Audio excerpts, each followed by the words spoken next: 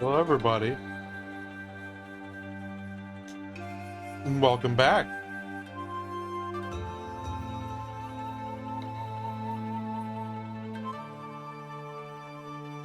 It's time for more doggo gaming on WBPL 76 with your boy, SuperCheif.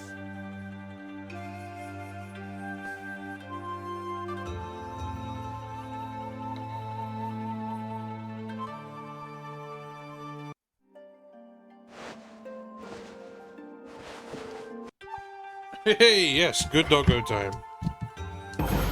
Okami. We'll be joined in a little while from our normal crew, so it won't be just me today, as far as I'm aware. So we're just gonna have a good, relaxed time, and we're gonna save Japan. Last time, Queen Himiko got assaulted by the nine-tailed fox, who was hiding as Rao, the priestess that we've been helping.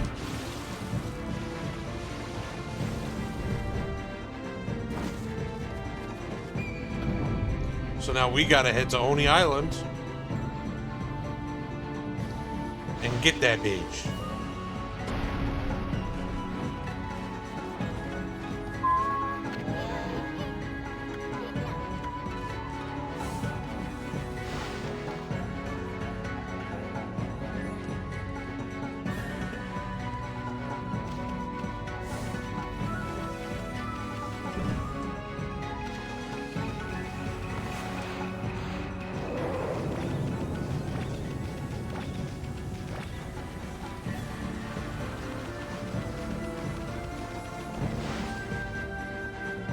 Huzzah! Hey, Storm, welcome back. How was Hell Diving? Good, we just had to extract. Yes, Use- sir. Yep. We're live. Let me get. We are Got in the chat. Last time, we Queen Himiko, we met her. We went into the water dragon, got some bits and pieces there, came back to her to figure out what was going on. And she got assaulted by the nine-tailed fox. Woo! And now we have to go to Oni Island, the mysterious island off the coast here, to take her out. Hi, Cookie! It's Cookie Mama.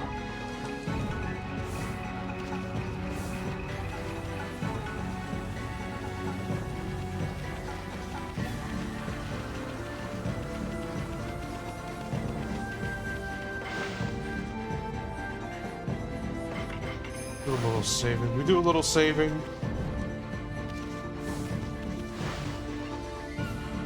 So how's your day been, Storm? Pretty good. Just got back from synagogue about 30 minutes ago. Yep. Nice. Got yanked into a heck dip.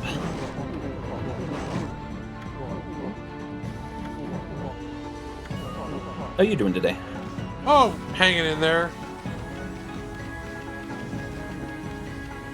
Just, you know, had some work today.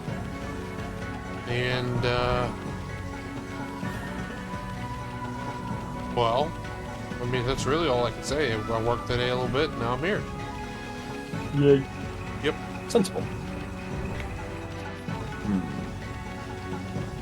This music is unnecessarily epic, and I'm enjoying it. Yes.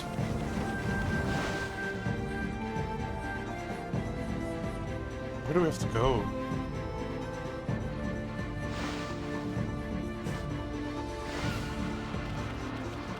Yeah, it had Yeah. me a heckin' sad about. There's a game I wanted to play on stream, but then I realized the only way to play it would be a hard copy, and as we do not do that here. Oh, what was it, if you don't mind me asking? Or would you rather keep that quiet? No. I mean, that's fine. But no, so there's a series of games that never got translated to the US from Japan, or only a few of them did, based on the anime Kitaro. Okay. And it's one of those things where it's like, this has only recently been kind of coming to America and getting some popularity here, but apparently it's like big shit in Japan. Makes sense. And So it's a show I've been really digging, and I believe I've talked about it on Crispy's stream. The thing is absolutely worth the watch. Nice. It may not be everyone's sack of soup, but like if you like Avatar: The Last Airbender or original Dragon Ball, you'd probably like it. Ah, that does sound interesting. And look, How do you ever find this place? I sensed Queen Himiko's fathomless regret upon her last breath. She was a bitch. No. Halls of the Dragon Palace.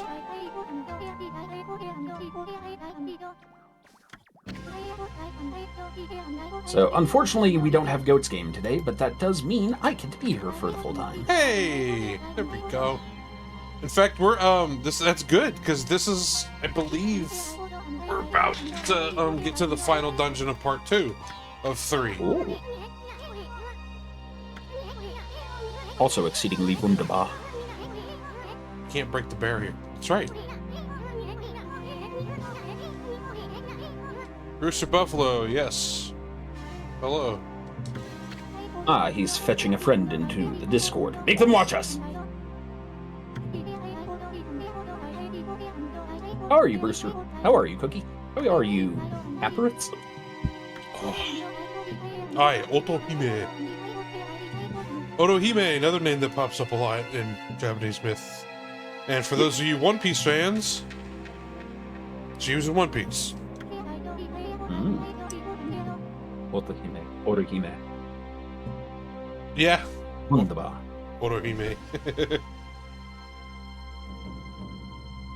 Ichigo! Otohime! Kagome! Kagome! It's all connected. It's a squared circle. Oh, all these squares, they form a circle. Oh, All these squares form a circle. Mr. Popo, what have you been doing? He drank a literal gallon of LSD. A gallon? Oh, what? Like, literal gallon. I don't know where he got it. He never leaves the tower. Mommy, I need you to tell me I can leave the tower whenever I want. Mr. Popo, you can leave the tower whenever you want. Bitch, don't tell me what to do! All these squares make a circle. It's such a great sketch. Hi, Haper. It's been a week. We always enjoy y'all's positivity. Thank you. We try to keep it up. You know, get it. We don't want to be depressing. You know, it's not great. And yes, this game is a blast to get through. And I'm so knock on wood hoping the sequel's actually good. No sequel to Okami? Yeah. Because they did like a sequel-esque thing on the DS called Okami Den. But from what I've seen, it's just kind of eh. Well, it's also, what do you call it? Mobile? Yeah. Early mobile games? Like, yeah. They were meant to be entertaining in a car. They weren't usually Right. full-feature things unto themselves. It used a lot of the touchscreen and microphone gimmicks that the DS had. Which, you know, are hit or miss. Yes. So listen up, Mommy. Robin's watching over, so promise me you won't give up for some stupid reason like you're hungry, you have to go to the bathroom. Are you ready? Of course. They're just saying, hey, pal, if you save past here, you're not going back. Yeah, Brewster. Yeah, Brewster, oh.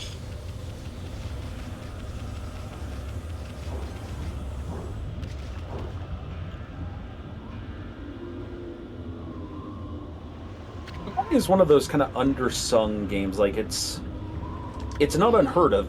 Almost anyone who knows of it remembers it warmly, but yeah. Just somehow didn't quite get that AAA cult status.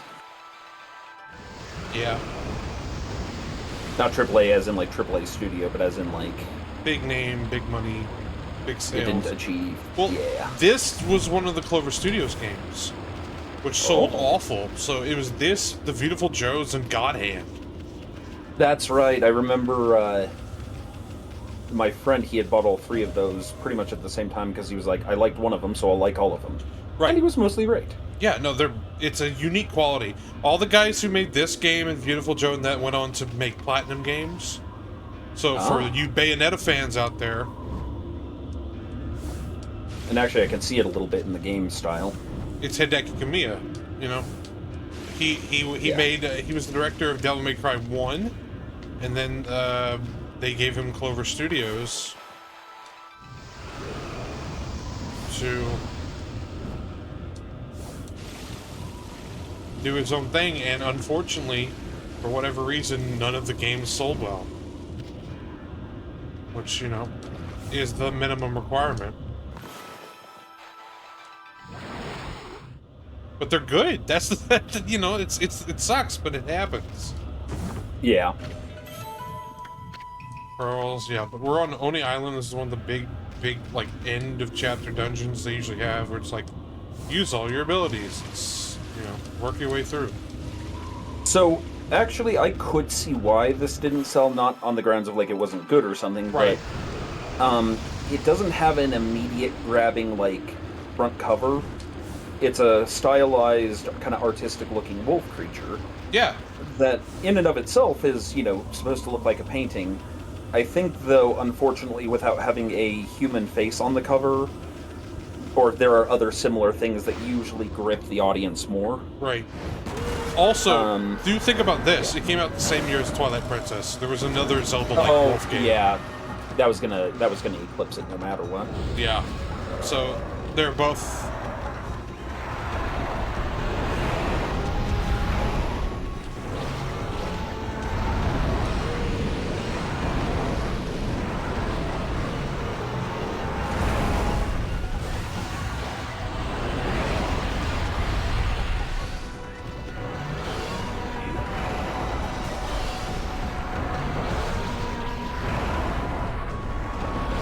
You said same year as Twilight Princess, right? Yes.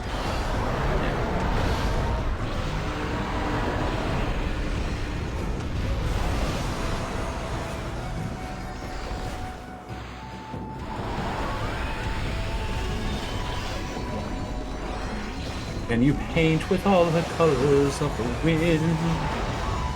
Yes, sir.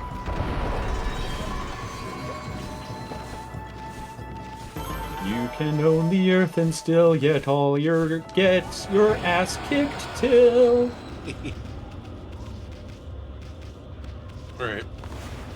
What equipment am? Blade of Kusanagi. Oh, shouldn't even be using this right now. But, doesn't matter. I'm gonna do this so I get the damage bonus.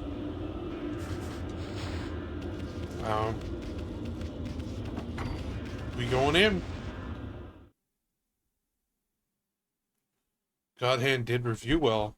Oh, interesting.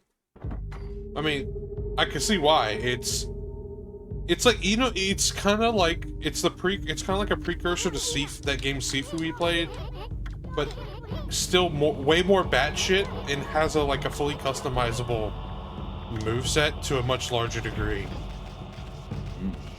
It's also got that weird Japanese strange humor style, and it's like part Western kung fu, like a little Fist of the North Star, but dude, that's so odd.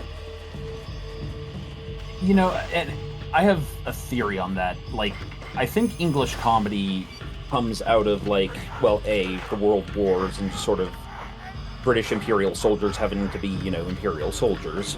So there was always going to be that bit of gallows humor. But also because you had kind of Victorian society and noble society and so forth, that the humor was always going to be way more batshit than the culture was, because it's sort of an outlet. And that if you think of how rigid Japanese society is, suddenly their commercials and game shows just make infinitely more sense. Yeah. It's where they vent all their mental illness. Right. Their mental illness. Like, we all have mental illness, but it vents one way or the other. All right, I'm gonna hit one of these. I love getting the Oh, I missed it. He blocks. Yeah, it was a parry, and it's so fun to get.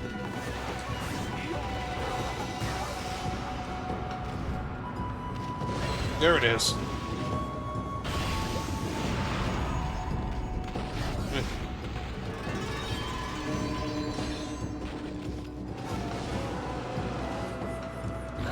Oh, I've never seen this. Huh. I didn't know I could do that.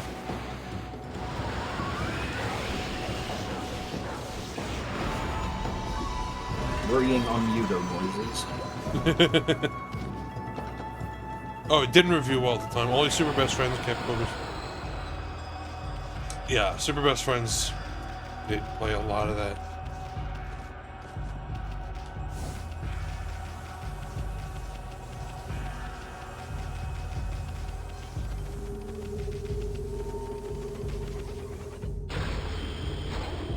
Bleh.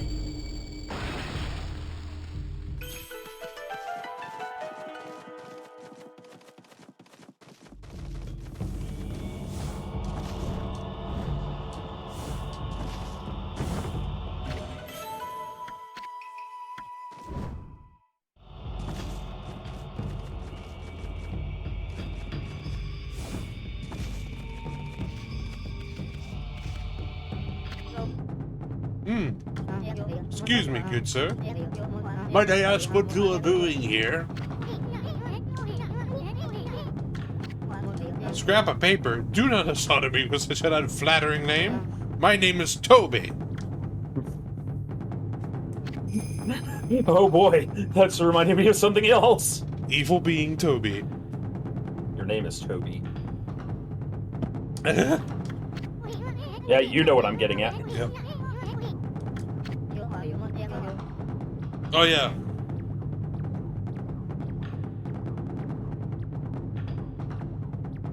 Toby is a good boy. Toby is the goodest boy. Toby!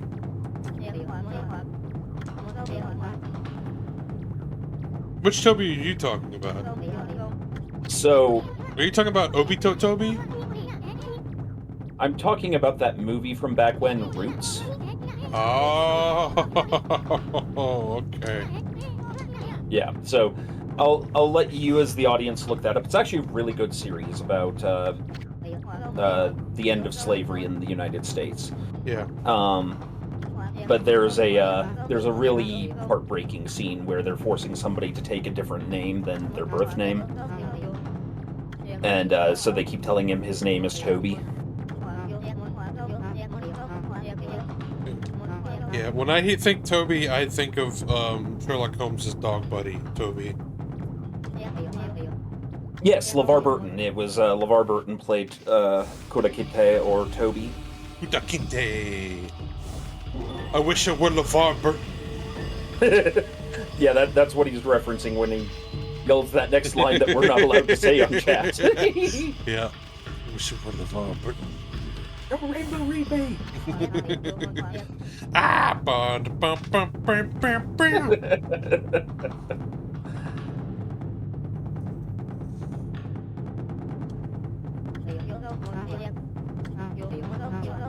Yep.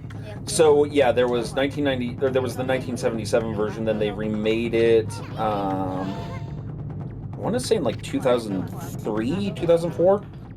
I was in early high school. I remember that much.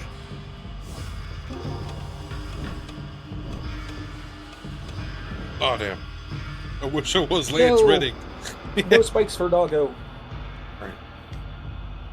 We all wish we were Lance Reddick. Oh, Except for the whole, dead. yeah. Poor guy. Good actor. He is. Yeah, so... Oh, you son of a bitch. I'm not. Angles are real funky. Oh, I pressed the A button, you. Oh. Everyone, I swear. Oh, look at this. The more you die. The game turns on easy mode. Oh, I feel ashamed and embarrassed. A shame for display! Our men are running from the battlefield. I was playing that like a couple days ago with a buddy of mine. That game is so good. I'm flipping that for Whacker. Flip it good. Hey, so Storm, I have been done business dealings, and a buddy of mine is making a video game, and he has hired me to write the soundtrack for him. Do you have any tips? And this is also content for, you know, the chat to listen as well. But do you have any tips for someone, you know, especially when it comes to composition for a piece, like to keep in mind, especially if, you know, maybe it has to do with mixing or like... So, I assume this is for something with dialogue? Not really, actually. It's more like a indie game, kind of... It's more like theme songs for characters with... It's gonna be goofy. It's gonna be goofy and lighthearted. But, like, there's not gonna be... It's not gonna be a story. There's no story. Right? Yeah. I'm also gonna end up be doing the audio design for everything as well. So... Okay, so... And what genre of game are we talking, like, in terms of aesthetics? Think like a nuclear reactor themed Peggle / you know, like puzzle game type thing with like characters and whatnot about it, and it's odd. It's really odd. Okay. So let's see. Okay, so something like that, puzzle games usually have more ambient soundtracks. Like, there's still melody and such, but you're not doing a hard driving thing like you do for, you know, combat games. Right. But you're also not doing big sweeping vista stuff either. You're doing... I'd almost reference soundtracks for stuff like SimCity. Yeah. Or like the background music in the Persona games, you know, it's kind of that smooth, like lounge, singer kind of stuff. Because I have like prompts from the creator guy about what he wants, because it's gonna be like you, the player, facing off against like bosses of areas, but it's like it's still like a block falling, ball rolling puzzle game. It's just you're fighting against like themed bosses of areas, but you're not going through the areas, right? So like the themes of each of them have to be distinct enough, I think. Yeah. So yeah, you want distinct. You want it to fit the aesthetic of the area and the boss in question. You also want to, you know, again, bear in mind setting the tone of what you're doing. Right. Like, so, for example, you don't want to do something essentially that is going to mismatch, like, emotions. So, for example, if you're doing a puzzle game, and then you did something like the combat theme from Final Fantasy VII... Yeah, that'd be a problem. Well, and in part because it would stress the audience member out. So, you have to think of it from that game designer aspect of what am I trying to encourage behaviorally. Right. Now, since it's going to have that nuclear theme, you can kind of play with ideas like using more technological sounds rather than maybe traditional instruments. That way it could also work in with soundscape kind of interestingly. I've already started on like a prototype of an opening like title theme. It's definitely going to be heavy synth use. Yeah. From there, then I would say that the other big thing is, well, you said there's no real dialogue in it. If there is at any point, then you have to treat the dialogue like it's the lead instrument, and whatever you're doing with the music has to be underneath basically just, the rhythm and support sections. Because having a melody under dialogue is interferent. Samples Brewster says, sampling Geiger sounds. Yeah, no, that'd be a good one. Messing around with it in certain areas. Electrical sounding noises, kind of electric hums and stuff like that. Yeah. Geiger counter would be good. Not great, not terrible. just Chernobyl noises. Oh god. It's Tony Rongan. It's fine. And then maybe more intense versions of the song for like when it's like you're running out of time, so then it's like, okay, now you do want to stress the player out a little bit. Dun dun dun dun dun dun dun dun dun dun dun dun dun dun. So those would be my initial thoughts. The other thing is then, like, think of, 3 or 4 really good solid themes by themselves that you're willing to remix into different parts. Right. So, like, in Final Fantasy VII, One Winged Angel isn't used just once. There are allusions to it throughout the soundtrack. Yeah, you build up, and you build that up, association, I would assume, with either Genova or Sephiroth as like a motif. Yeah, or when something... Also Hojo, kind of. Anything related to the abominations that have happened. Yeah. Whereas then, say, like... Yeah, leitmotif. Brewster has the right word there. Yeah. Oh, yeah, no, that's a good idea, Brewster. Faint Siren in the Distance might be a good one for nuclear-themed. Oh, yeah. It's definitely, Also boiling water, actually. Yeah. I'm also, before I really started going, I'm kind of waiting on,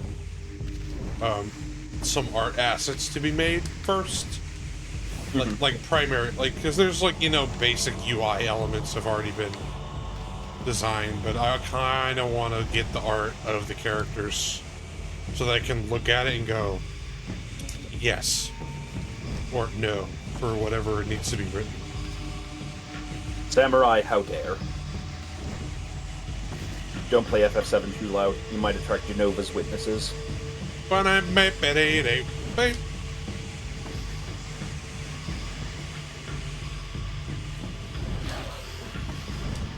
You tell a bad joke like that again, mister, you're gonna have to take a trip over my knee. And I ain't kidding. I'll smack you.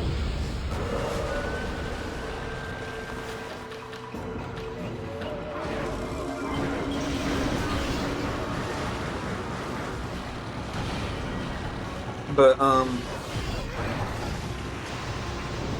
yeah, it also depends on how dynamic they want the soundtrack to be. You may want to look into... I have Fmod installed.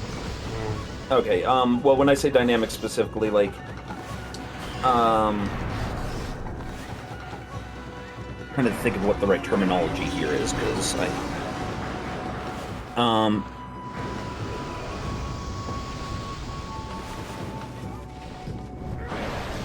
okay, yeah, no, Fmod is the right one, or is one of the right ones, basically, where it allows you to take the same song and have different layers for it that either are or aren't active based on how intense something is at the moment. Yeah. So, like, yeah, that's something to always be thoughtful of, too, because, like, for a lot of what I do, which is, more like theatrical and film score. There is always an assumption of a static soundtrack, or rather its dynamic elements are in time with whatever's going on to a set story. Obviously, a video game needs to be much more dynamic than that. Right. Because it is interactive by nature. It'll be an interesting project to do, Yep. to get some chops. But yeah, we're climbing this ugly place.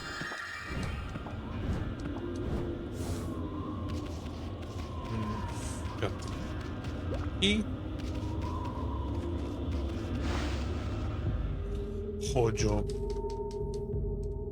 Hojo's data ghost.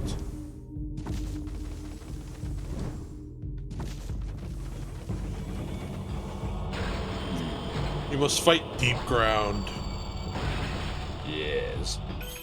I like that in Remake and Rebirth they started implementing Deep Ground into the actual but kind of baseline story. Deep Ground's such a silly name, man. I love it. They don't call it Deep Ground in that, thankfully, but yeah. It's so fucking funny.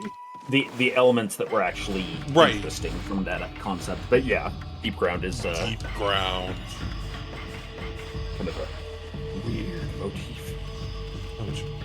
Oh, Joe. You fucking freak. Joe. Wyoming!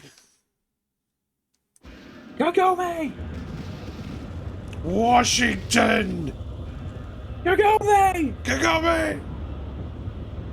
Oh, look! Brazil! Brazil! Brasilia. Brazil.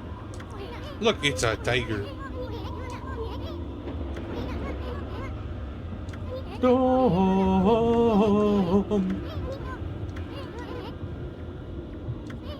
Yeah, no, last night I had a watch party with some friends over for Epic the Musical, which I was glad that everyone very much liked it. We also did Greek food, because Oh, dude. if we're watching a musical about the Odyssey, we might as well have some gyros while we're at it. You know, grape leaves, some fried kibbit, and, like, oh. Even a tabbouleh salad would be pretty good. Yeah, we did Greek-style salad, gyros, and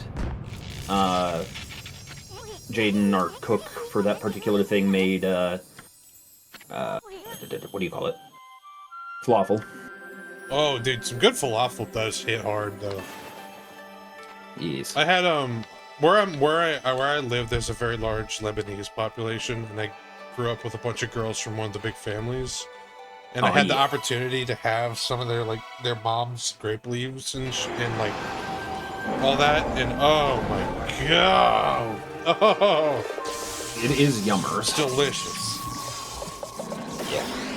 Lightning tiger, liger, if you will. Oh, Matarasu. It is I, Thug McLarge. Biff bench press. Slab ham fist. Ah, Amataros, origin of all that is good and mother to us all. The evil forces which dwell here had sealed me away. But your arrival awakened me and restored the light within. You, who walked the same battlefield as I, Gekigami, God of Thunder, deserve the power of lightning. Use it to crush our foes. Not. Well, when I hear God of Thunder in Japanese, I don't think I think of oh, what's his name? What was Kanji's persona from 4? Oh, I know who you're talking Take about. Mikizuchi. Yeah.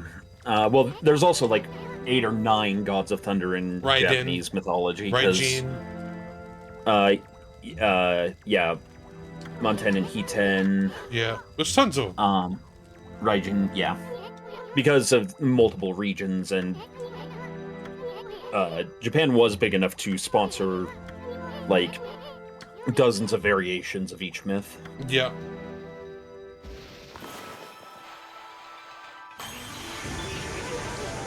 Now we're cooking with electricity.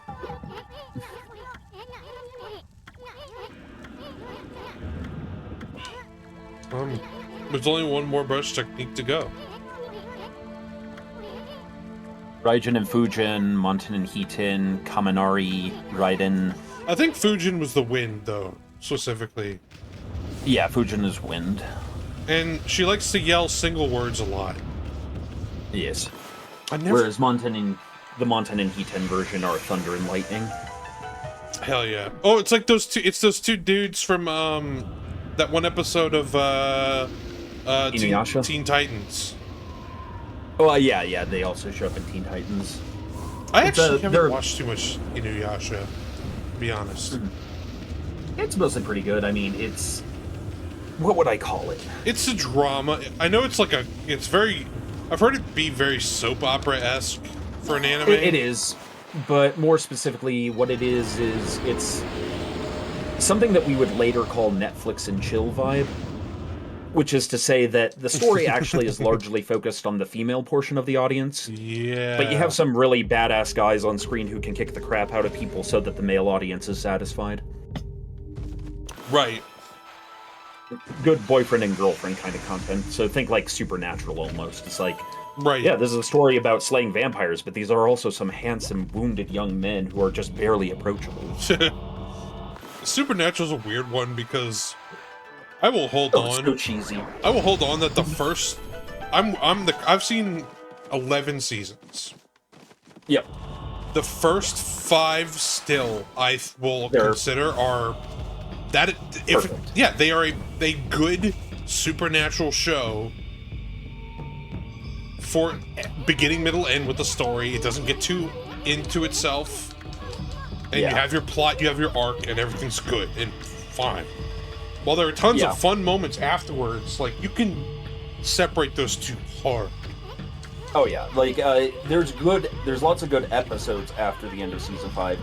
There aren't many good seasons after season 5. Correct.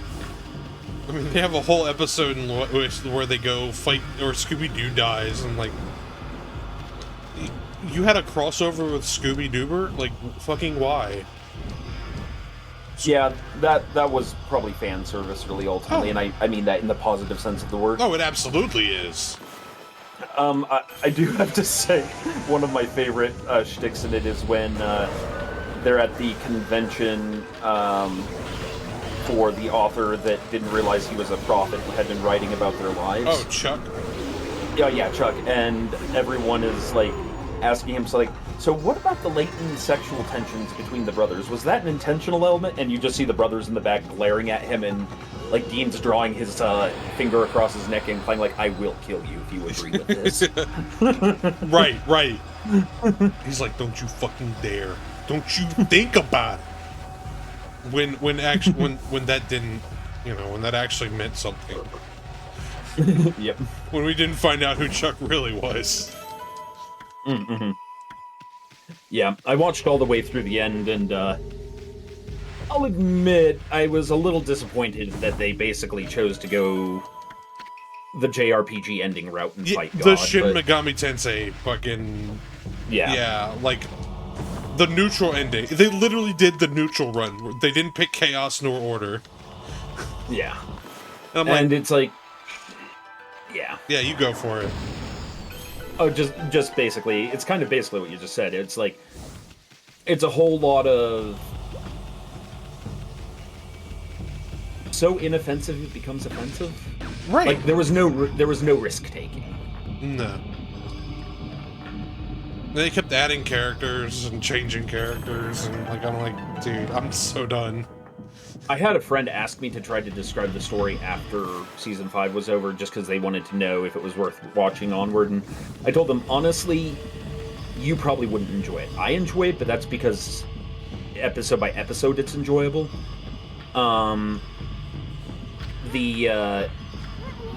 The problem was, as I described it, I realized it was actually more absurd than describing the power creep in Dragon Ball. Yeah. It does get to be that point.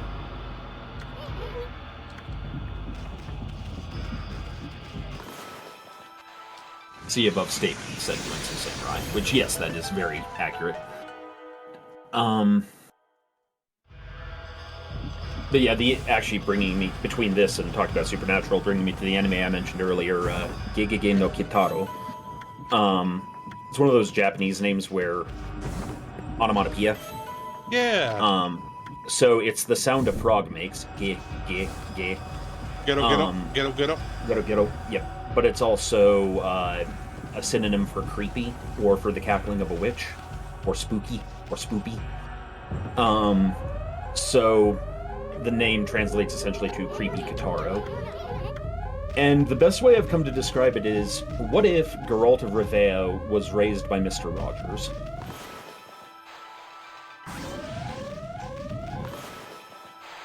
Which is to say, you have this very wholesome father figure that teaches you the wholesome lesson at the end of the episode, but before then, you're going to deal with some very violent supernatural shit, and it's probably going to tackle some deep, like, Japanese social issue at the same time. Ah.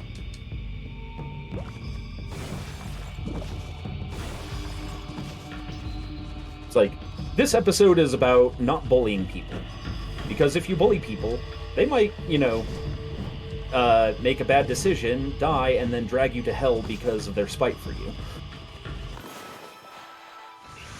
Yeah, that's why you shouldn't bully people. And obviously, that's not what it's saying. It's saying don't bully people. It's Right, horrible, but right. it animates it, of course, with the idea of these vengeful ghosts dragging this this really shitty CEO to hell because you know about the suicide problem in Japan. Yes, And sir. And so it's like dealing with that subject, and I'm like, right, this show is probably intended for like 10 to 14-year-olds.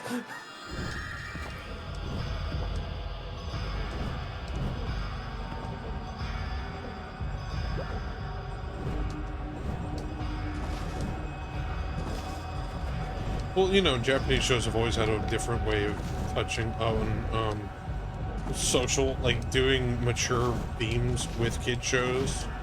Oh yeah, I would compare it to like a lot of our early 90s shows like X-Men and Batman. Oh, dude, fucking Batman the Animated Series is the greatest. And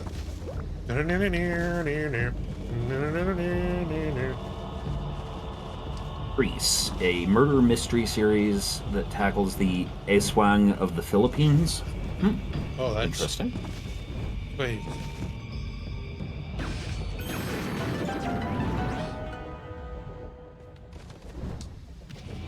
Oh, dude. Wow. Okay. Hey. Hey. No. Alright. Hey, John Winson, first time chat. Welcome to WBPL 76, legally defined as entertainment. How's it going, pal? We are the streaming arm of the Black Pants Legion. Hosting today is Mr. SuperCheif, and I am his co-host, Storm Song. Yeah. We're playing some Okami. Some good chill doggo game, you know. Little Capcom fun. I've been playing a lot of Capcom games on this channel. It seems to be your thing. I love, like, there's a few series that I'm like, man, I love Devil May Cry. I like this. I like the Street Fighter series to a degree. Depends on the entry. Yeah. I do like me some Mega Man. Oh yeah. Though I'm not as well versed as I should be. I say. Okay. Like, I need to play all of them. Like, I need to do a run on my own. Look, the classic, the X series, the ZX. I started playing Battle Network, and that is, well, as you might know, Storm. I want to like JRPGs, but there's many aspects that I don't like about JRPGs, and one of the big ones is grinding and constant random battles when I'm just trying to do something. Yeah. And Battle Network has a very interesting combat system that I actually thoroughly enjoyed, but running through the dungeons in that game is so tedious that it keeps me from constantly trying to play through those games all the time.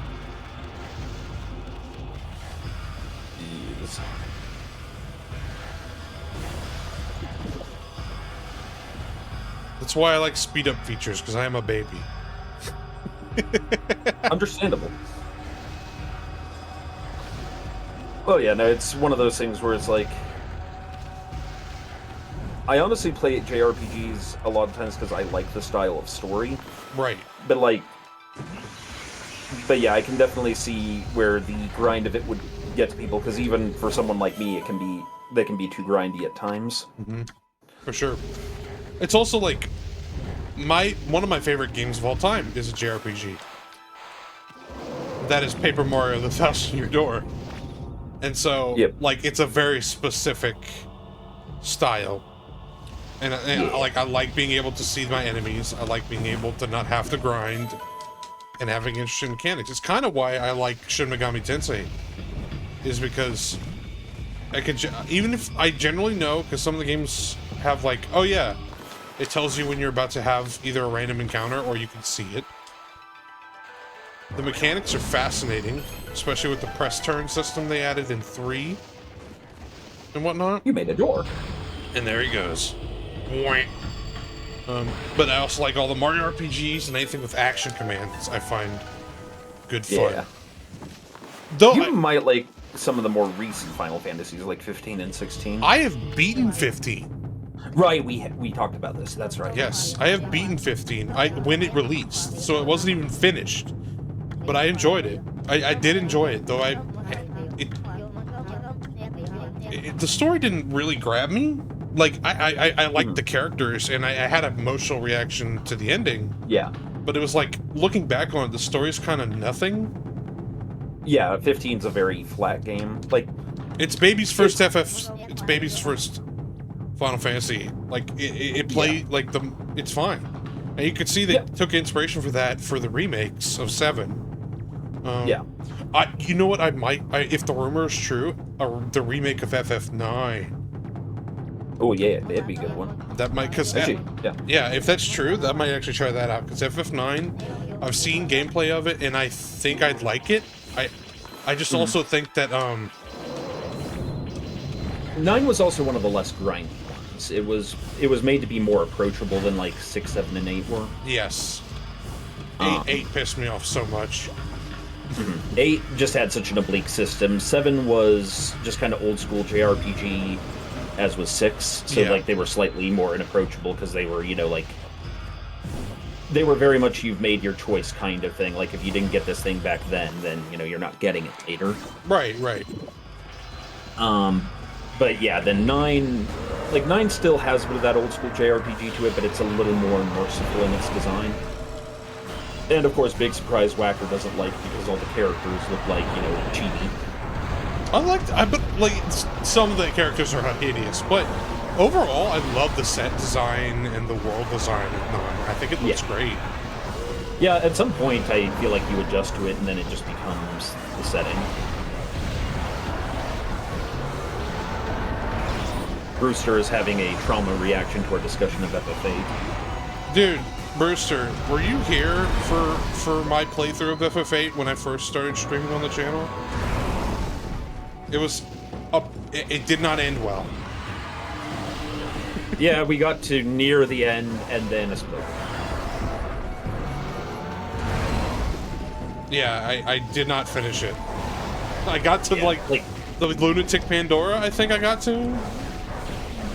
Like, I love Final Fantasy VIII. It is a very imperfect entry. Addict even says it right there. He loves 8, warts and all. But, yeah, 8 is just one of those ones where... It's weird because it has that whole system where it's like almost reverse, like grinding hurts you in it. Yeah. It's so like it runs into the reverse problem. Yeah, because like there's some things about that game I actually loved. I loved obviously the music. Uematsu, I believe, did it, and again, man's a genius. I liked the world design. I really did. Character writing was but I think that's more of just a general like Japanese thing. Like I think it was more around just how the characters are written and who it was written for that I didn't get. Well, and that's one of the things I think that a lot of people, everyone who likes Final Fantasy games has one they don't like, and it usually says which story didn't reach them. I think 8 is harder to appreciate if you've already beaten puberty. Because it is written from the perspective of a high schooler who is afraid to open up to people, but is also in love. Right. And all of Squall's decision-making flows from that fact. So, like, if you think about a high schooler in that position, Squall actually is a very well-written character. But that character may not always be everyone's favorite character as a result. Yeah. Teenagers often make decisions that make us, like, raise our eyebrow and go, what the hell is wrong with you? Even though we did the exact same shit when we were teenagers. Right. And to be clear, I'm not saying that it was, like, the idea of it I like, I just think the execution was off. Yeah. In my opinion. They were also developing Final Fantasy 8 and 9 at the same time, so the teams were, like, working double shift on that one. I think it was 9 and 10, actually. I don't mean to... You're the expert here, but if I heard it was 9 and 10. So it was 8 and 9, and parts of 8 got split off to become 10. Oh, okay. So, like, they were all kind of being paralleled over each other. There's a lot of the imagery in 8 that ends up in 10 later, and elements that kind of suggest that they might have once had shared stories, and then those stories were split in half and kind of re-evolved. Right.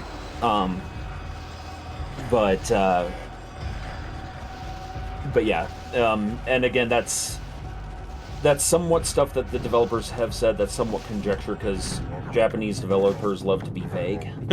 Yes, they do. So bear in mind, like, do your own research. Like, don't take me as gospel here. But yeah. But then, yeah, a lot of people, like, Final Fantasy VII hits them flatly because Cloud comes across as bland, but when you really actually examine his character, what it is that the guy has so many defenses that he doesn't let his real personality out to people.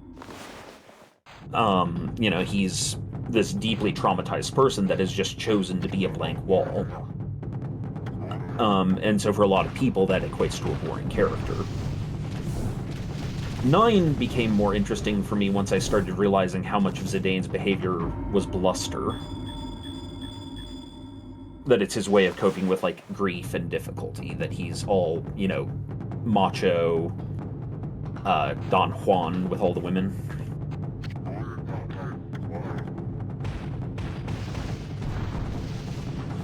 Zidane. Yes. 9's interesting because it's also specifically about grief. Yeah. And, like, also coping with not knowing who you are. Yeah. Whereas then 7 was more about honesty with yourself and overcoming trauma and the layers of lies you build up over yourself because of trauma. Ah! 8 was more distinctly, like, traditional coming-of-age story. It's a love story. Yeah. And then 6 was much more like a war story, like, these are all people who have had their lives ruined by this war. What kind of story was 13? Market-driven.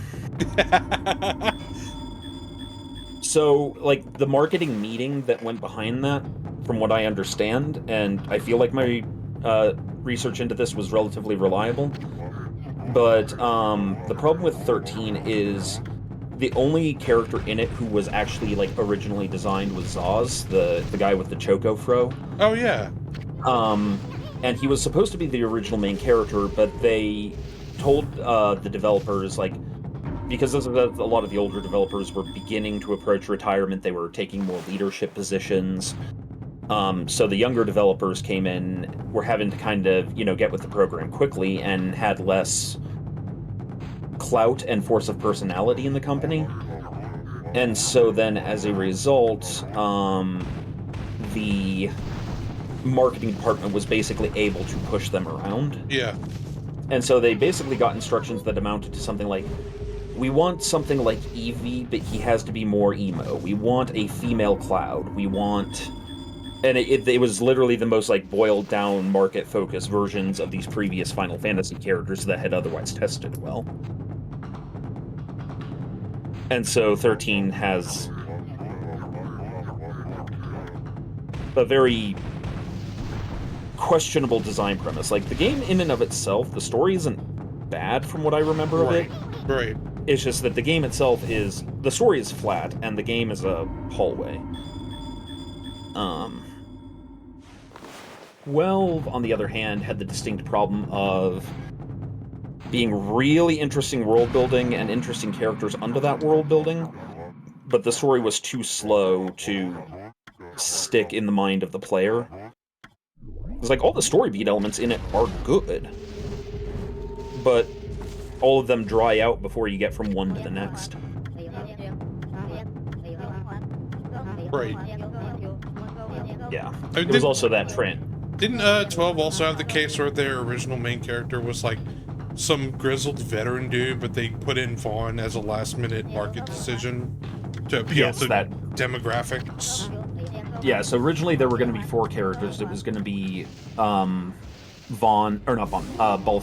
Bosch, Fran and the princess whose name is eluding me right now. Yeah. But they added in Vaughn and Penella last moment to sort of... not last moment. They added them in partway through the production because essentially there was a decision to try to be a little more traditionally in line with the storytelling of Star Wars. Ah, yes. And so you have, the young man who is, destined for great things, but is still stuck living a peasant's life. His, female friend of female friendness. And then you have a sky pirate with his tall, stoic, beast folk companion. The betrayed knight who has to be in hiding. The aforementioned sky pirate, and the princess who's leading a rebellion. Parentheses I just described for you. Star Han Solo, Wars. Obi-Wan Kenobi, Chewbacca, and yeah. It's so funny. Well, It's Star Wars. It's Star Wars if Luke Skywalker was Aladdin. Riff Raff and a street rat. Yeah, I don't buy that. Scoundrel, take that. Yeah, Yeah, I love Aladdin. I really love that movie. it's such a. That was my favorite as a kid, probably. Mostly because of Robin Williams. Yes. Yeah, we have to. Exemptions? We now have to part with Toby here. He broke his precepts to guard the castle.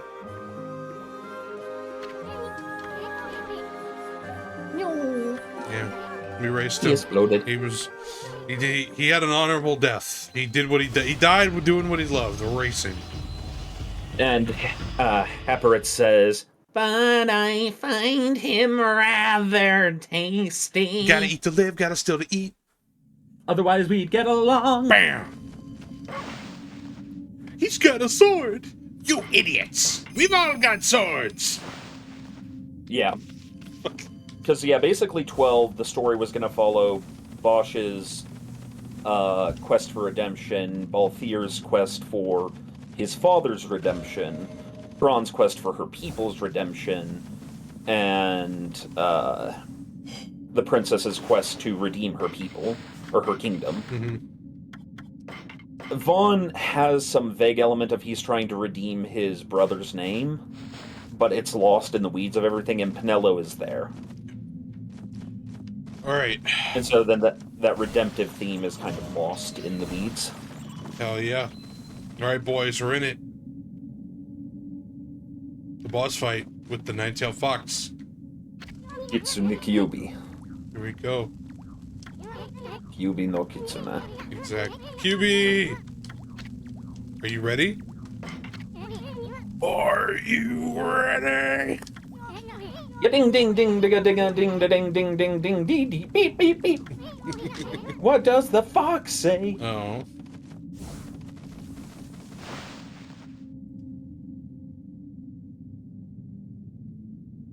Little bit of Japanese lore I learned recently.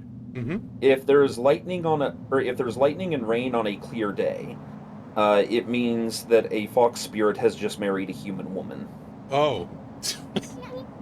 Alright. That's good to know. That's a unique one. That's an oddly specific one. Yes.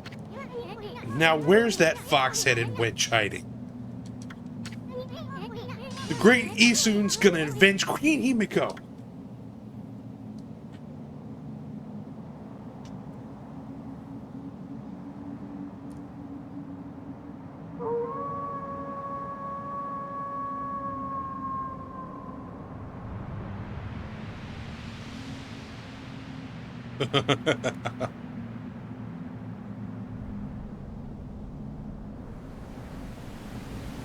The red moon. Constellation here? I can't believe it could shine in such an... I can't believe it could shine in such an evil place. Oh, this is one of the best interests in the fucking game.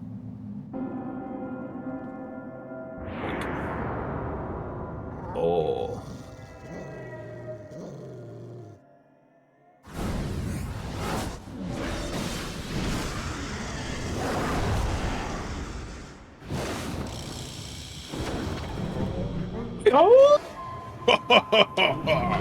So, Amaterasu, you have crept into my castle like a sneaky little mouse, have you? By the power of Yami, ruler of the land of darkness, I, Ninetales, have been made lord of Ryoshima Coast. You needn't have come all this way just for me to kill you. I don't know why I'm doing, like smoking Dracula from the beginning of fucking, what's that Castlevania game? Oh, Symphony what of the is a Night. man? What is a A man? miserable pile of secrets. I would have found you and done so just the same. Just like I did to Queen Himiko. Yami, Land of Darkness. Never heard of either of them. I can't do anything, like, good for Yasun. He's too high-pitched. And at some point, I feel like I'm trying to emulate Sonic the Hedgehog, and I don't want to do that. I don't remember ever giving you my okay to rule Ryushima Coast. Yami is the absolute ruler of all evil beings. He is the ultimate symbol of darkness. And he is nothing like those false gods of your fairy tales. False gods? You're the one going around pretending to be a priestess and building fishy hideouts like this. We're gonna expose you for what you are, once and for all. We shall see, oh furry one.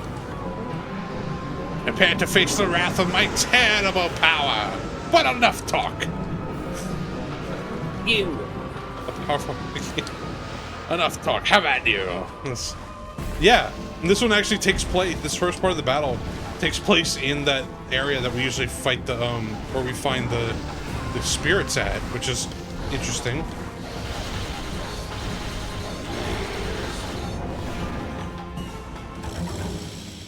Believe it. Yeah, pretty much SOW. Date bio.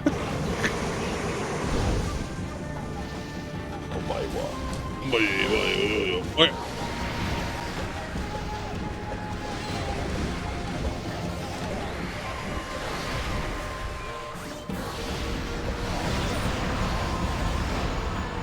69.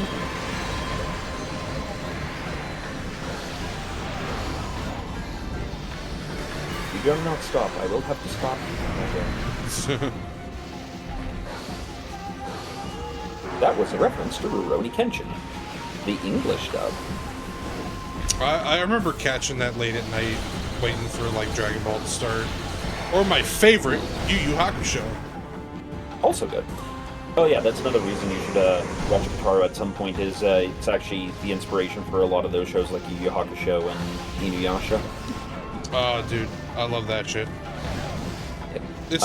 specifically, in the case of Yu Yu Hakusho, apart from the obvious like references to Yoni and yokai and whatnot, being something that Katara didn't invent, obviously, as part of Japanese culture, but it was like the first show to mess with that stuff in Japanese culture. Right. Like, first TV show. But the concept of the main character having basically a spiritual finger gun as a weapon.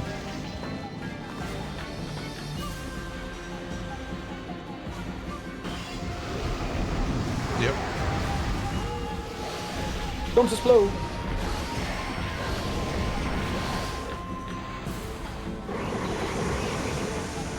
I need to watch the Yu Yu Hakusho. It was good. Yeah, it's good. There's some other people that don't seem to like it as much, I guess, but... Yu Yu Hakusho is like...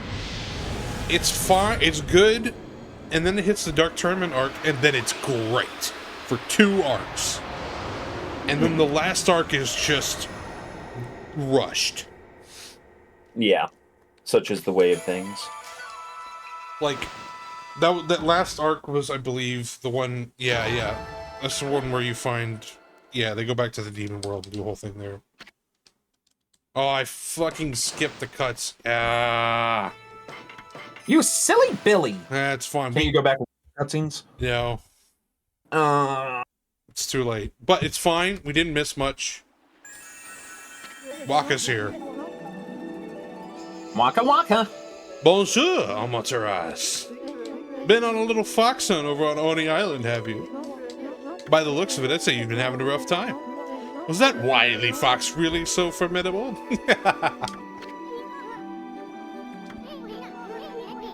Let me say that. Himiko's dead, you heartless swine. Huh? Oh, I see. Well, I never expected to see you acting like such a little whelp. After all, Queen Himiko was resigned to her fate. Even you knew that, did you not, Amaterasu? What are you talking about? Anyway, you're the last one on Earth we want to see right now. Get out of my face, you two-bit prophet! My, what a fabulous mood you're in today. Your anger is enough to cloud the sky.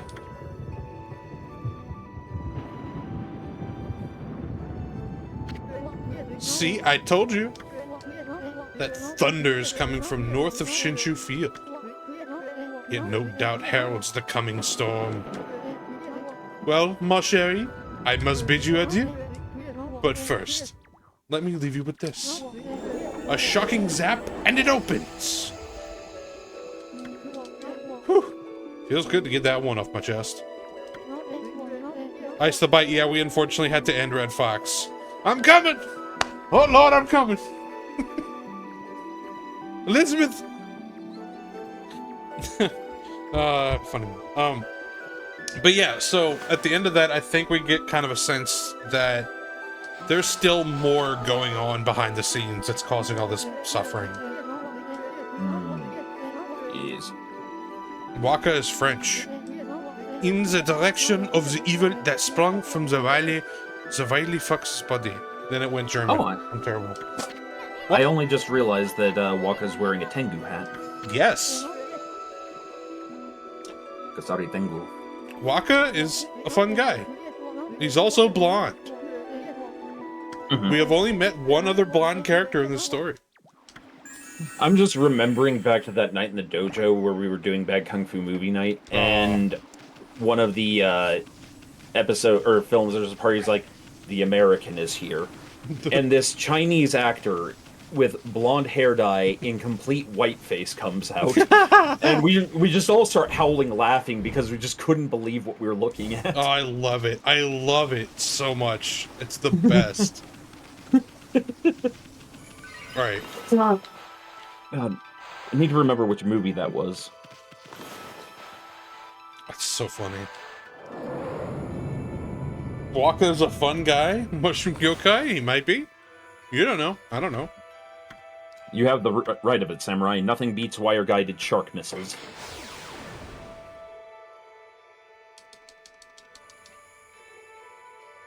Oh. I'm gonna hit a bio break. BRB. Alright. But yeah, now we gotta go. Oh. Look at that.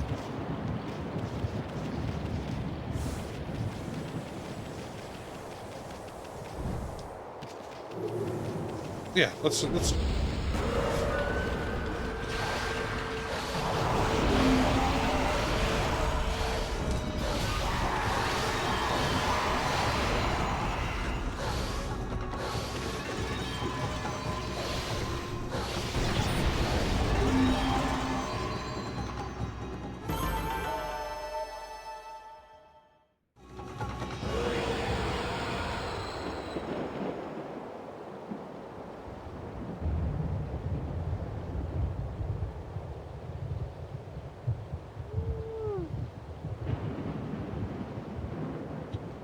all right.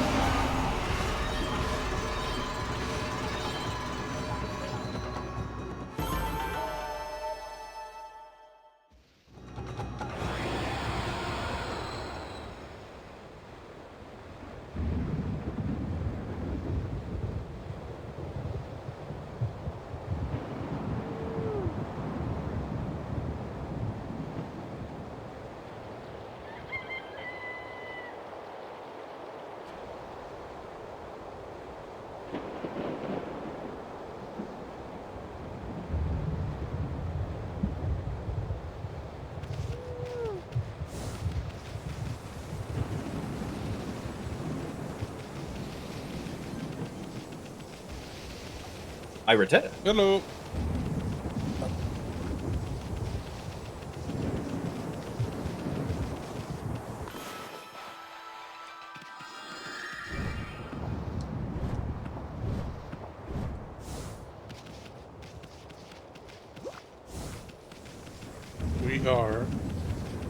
We are the youth of the nation.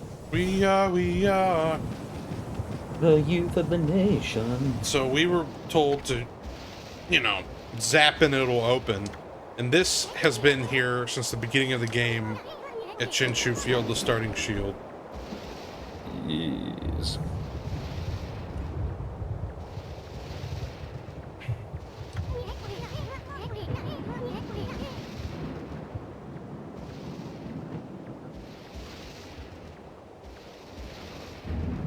There are many things like that in Nepal.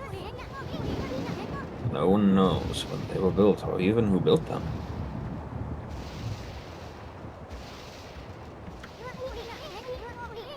But I suppose people have more important things to think about.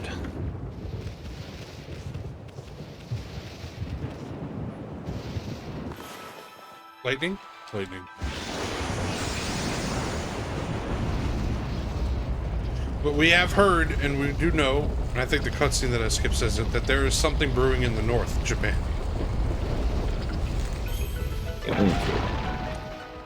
So guess where we get to go?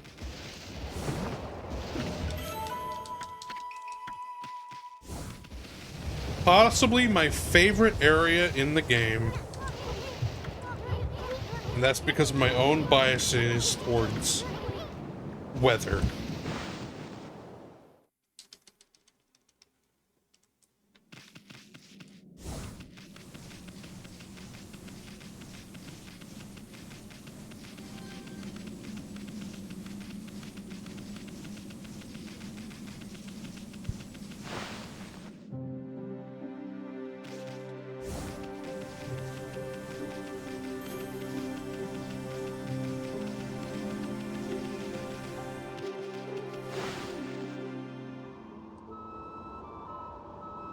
Welcome to Kamui, Frozen North.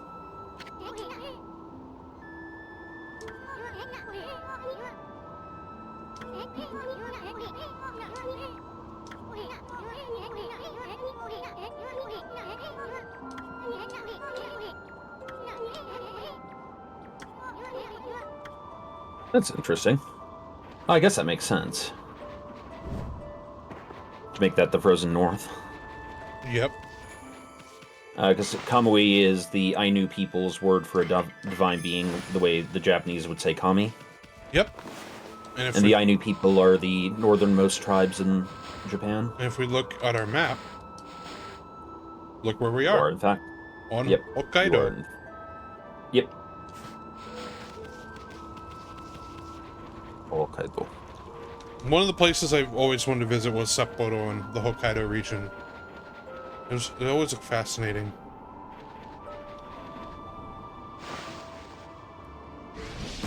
Yeah, Brewster, I also live in the deep southern United States.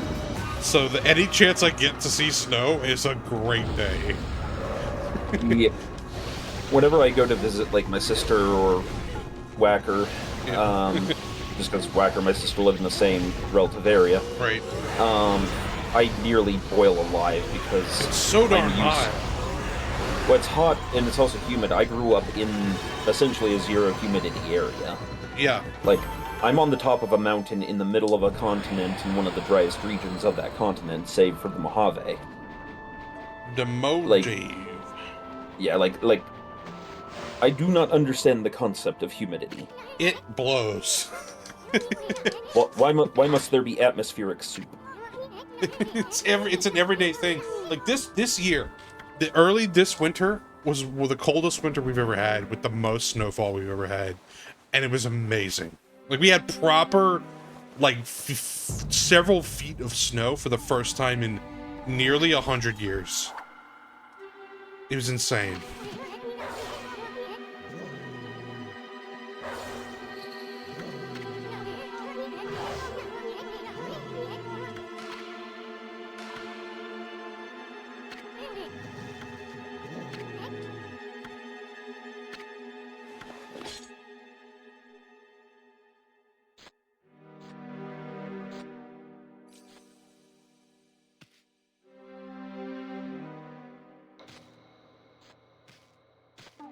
These scenes are very nicely done, like stylistic as hell. Mm-hmm.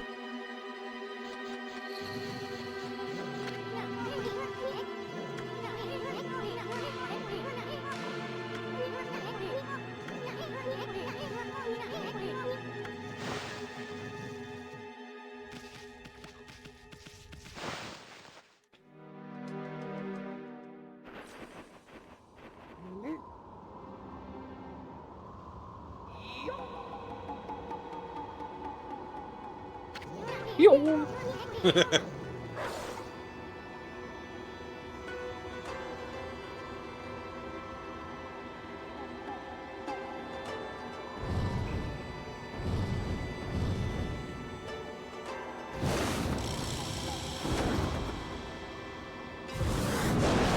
An interesting thing to realize, Ramshackle.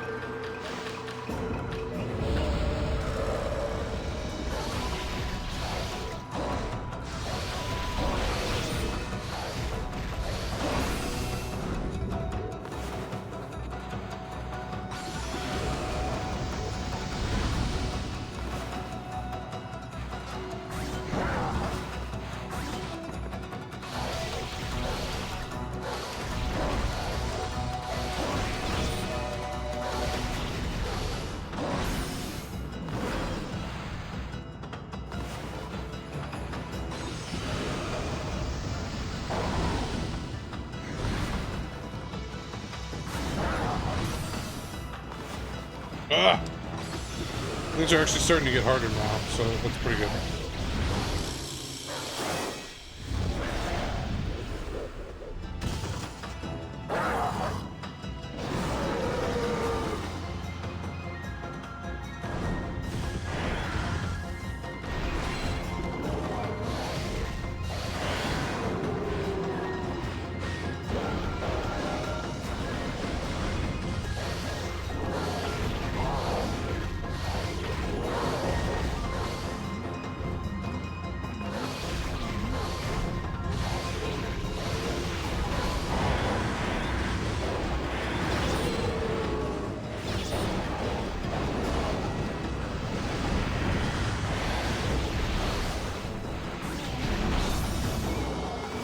Zappity zap. Yes.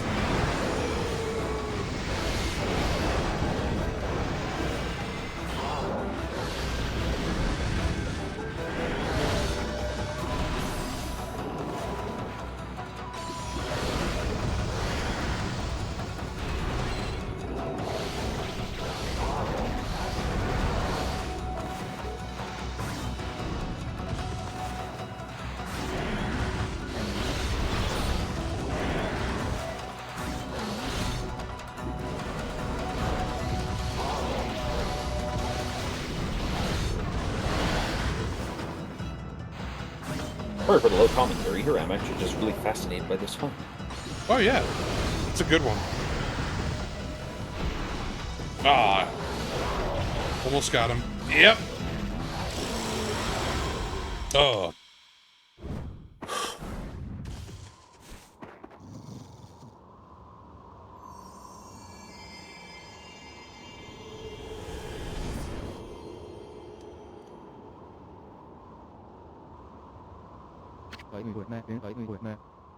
Not bad, white one. I am Okami, warrior of the Oina tribe. Oh, the music's so good. Ah, I love the song. You are obviously not of our tribe. And I can see that you are no mere wolf either. What name do you go by? This here is Amaterasu, the great savior of Nippon. But enough about that. Why did you have to go attack us? What are you doing with that sword in the first place? Oh, I see you have a punkle with you. Wait, is that Isun? I haven't seen you around in ages. Must be nice to be able to roam Nippon on the back of a wolf, huh? I heard you got tired of painting, and ran from this land in disgust about a year ago. So why did you come back? Did you have second thoughts? Why, you? I don't know who you two think you are, but you're nothing like the legendary Shiranui and the pint-sized warrior. Bah! Put a cork in it, will you? Why don't you start by telling us why you have that sword? This sword? I have this sword because the time to wield it has come. What? As you well know, Kamui is a harsh land covered in snow and ice.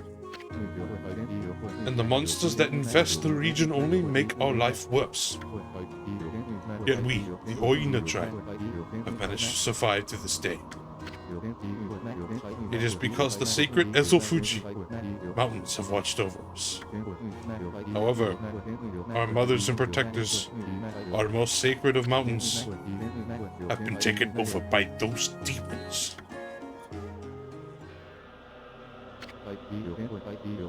Yes, I speak of the twin demons, Lechku and Nechku.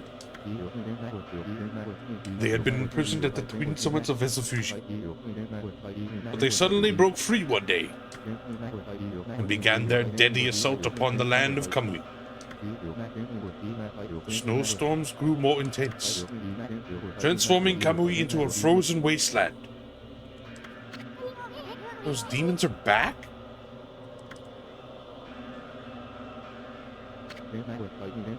Many of our tribe have been killed by their relentless attacks. It was as if they roamed our land in search of something. They mercilessly slaughtered all the Oina they came across. The good earth is losing its power and its soul. Without these gifts of the gods, Kamui will become uninhabitable. He's not very happy about this, if you couldn't tell. I must slay those wretched demons now before it is too late. What about the villagers? They should be battling the cold that blasts down from Ezofuji.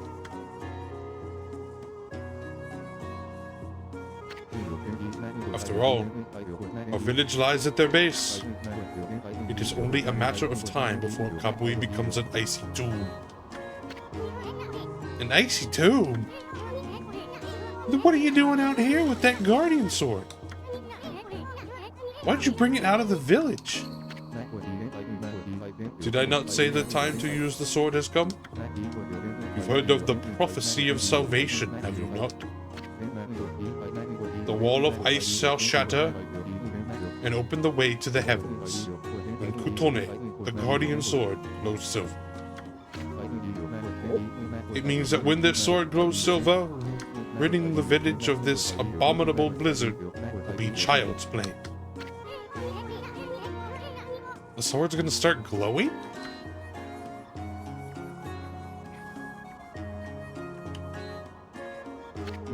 Yes.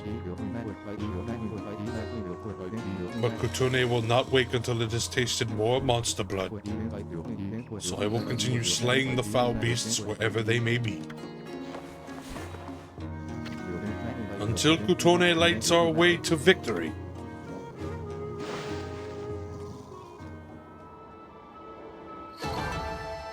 Hey, we did alright.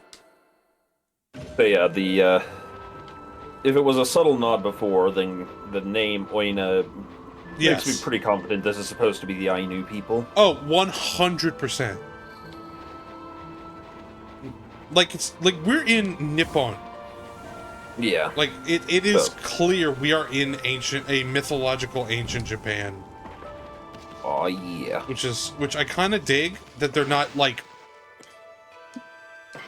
they're doing cute things, like they were naming Heian to Seion and things like that, yeah. But like it's very obvious. Let me see. I need a bio break real quick, so I will be back in a minute. Okie dokie. Well, chat, I demand that you entertain me. Try your best. See if you can give me a chuckle or a smile? That's right, chat. We're flipping the script. It's your job to entertain me now.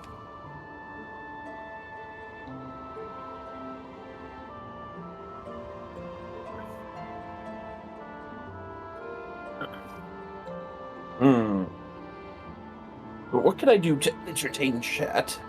Well, chat tries to entertain me. We could play patty cake. Wait, no, that's not entertaining.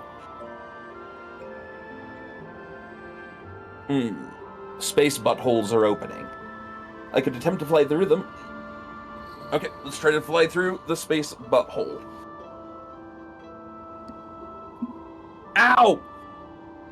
Oh, that was my computer screen. That hurt. Ow. Why are you so mean, chat? Tricking me into ramming my head into the TV. Oh my god, please tell me that isn't real. Malort beer? What sins have man made in God's name? Ah, yes, so if you eat, around 10,000 bananas, it's the radiation that'll kill you.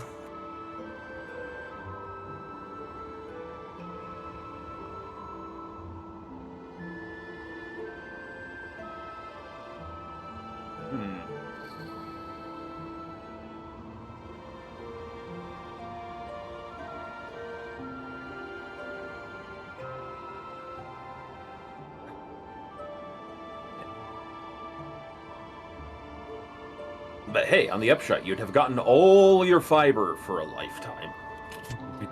Your guts are clean. Malort croutons? The fuck are you talking about, UNC? That's a no, no, no, no, no, no. Croutons are supposed to be tasty and yummy and wonderful. Do not make Malort croutons. It's horrible. You're horrible. Why are you being horrible? Why? Why are you being so horrible? Ah!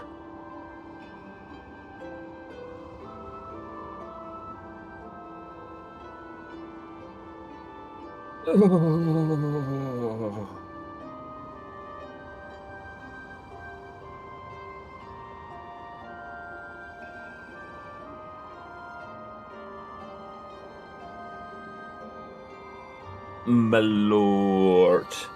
So, any of you who haven't actually had it yet, Malort is, it's a thing. It's like somewhere between grape juice and grapefruit juice and boot leather. Has been one description I've heard. Personally, it just smells and tastes like chemically to me. Oh, no! No! No! Venomous! No! Not every orifice! Please, don't put Malort in your ears. It won't be good for you.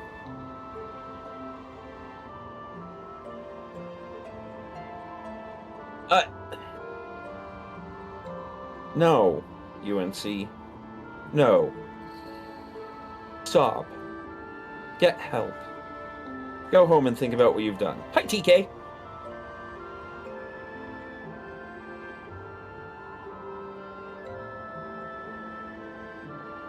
Malort cheese. See, now I'm just morbidly curious what that would taste like.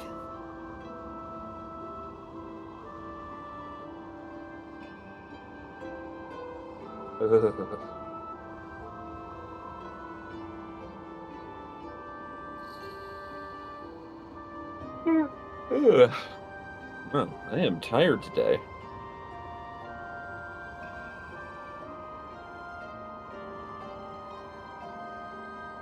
Blue cheese, maybe. Malort... No! Cheesecake is supposed to be wonderful, Samurai. What is wrong with you?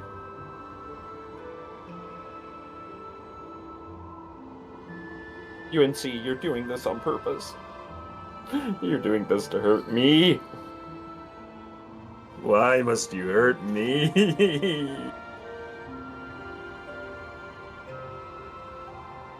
Malort Colby Jack?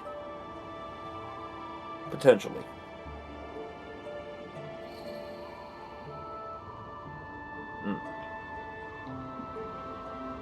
Alright. So while he's out, I want all of you to think up an important word. That important word must be cursed, but Twitch appropriate. Now that you've thought up your cursed, Twitch appropriate word, the moment SuperCheif returns, spam it in chat.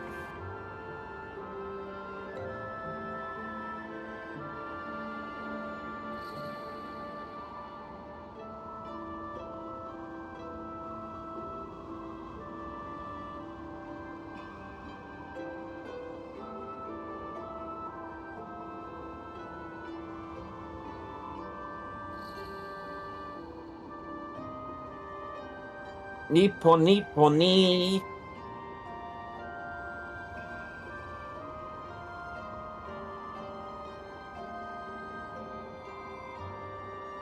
Hey, Brits, that's cruel.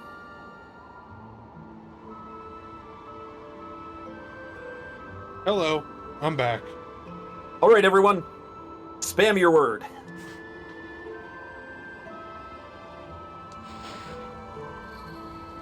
I don't know what I expected. I appreciate this. Welcome back. I told everyone to choose the most cursed word in their mind, and we're getting lots of wiener and moist.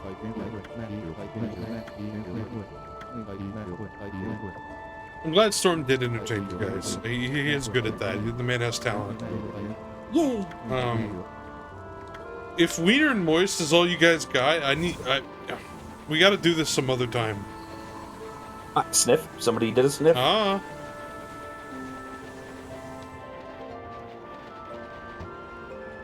Ew, no moist wieners. Well, unless you're talking about hot dogs, then you do want them to be moist.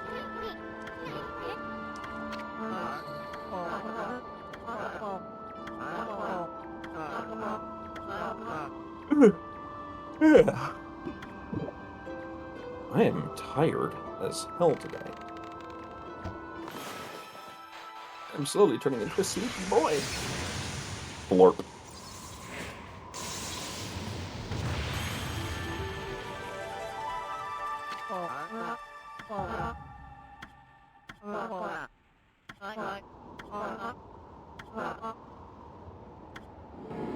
Yoichi.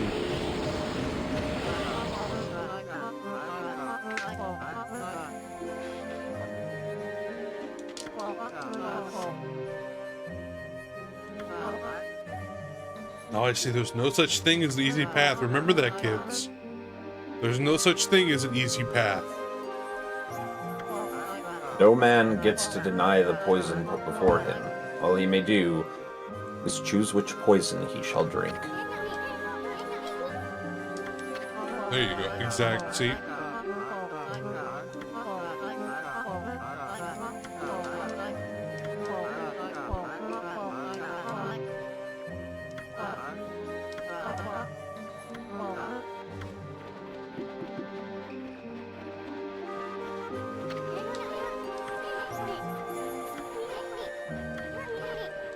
God, it doesn't help that I'm super tired and this music is super fucking soothing.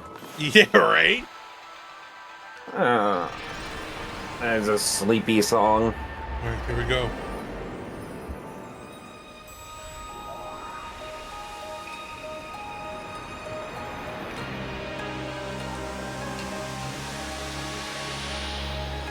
Now, we met that feller earlier in the game, yes? Yeah.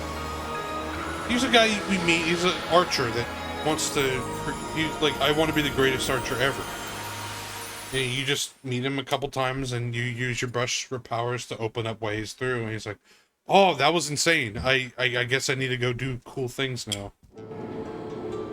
So, I accidentally saved some memes to my background folder, so whether or not it's true, I just got hit with one of my monitors telling me, it is Wednesday, my dudes. It is Sabbath, my dudes. It's Shomer Shabbos. I don't roll on Sabbath. You're not Jewish. I converted. You... Come on, man. You're Roman. You're Polish Catholic. Like, come on.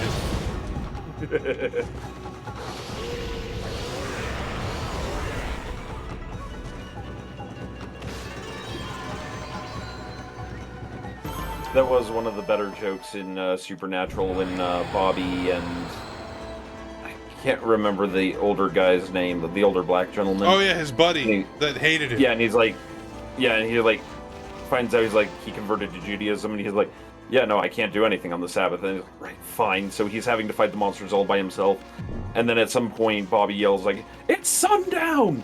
And that's suddenly when he picks up the shotgun and starts unloading into zombies with them. It's so goofy. I love it. I mean, it's appropriate. Like, yeah, no, you don't do. No, it's the day of rest. You don't do shit. Now, of course, if we're getting into the weeds of it, there's the prerogative to protect life, etc., outweighs all other commandments. But right now, that you're getting into the talk of the priest or rabbi, it's just like, yeah, but yeah, that was just great. Yep.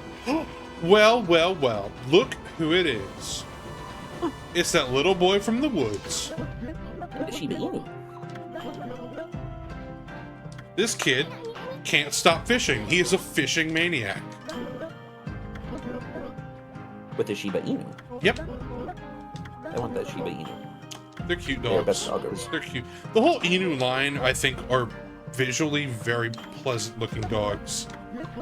Like, even though the Akita Inu is notorious for being too aggressive, I think Akita Inus are some of my favorite-looking dogs, besides, like, German Shepherds and Malinois and Huskies.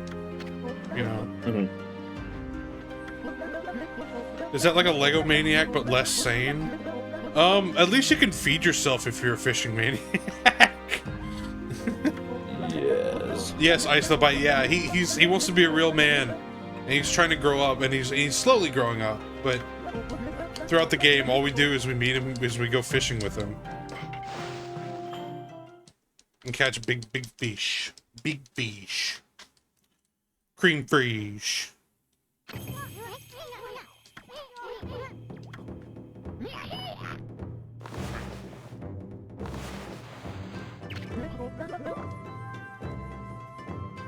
Now, like, if I could have any dog I wanted, parentheses, and the means to actually take care of it. Yes. Because a lot of people don't realize how much that's a factor. A Tibetan Mastiff. Oh, there's some. Yeah, they're pretty dogs. They're big though. Yep, I would love to be crushed by it. It would just be like, oh my god, so much floof. Mastiffs can be a tough. You have to really train, I believe, Mastiff breeds. Well, yeah, they're meant to be like sheepdogs and can be inherently very aggressive. Yes. Because their job is to, you know, scare the shit out of wolves and drive off other predators. Scallops. Look at this scallop. Yum. Yes, yum. Some good, nice grilled scallops. Yes. I miss scallops.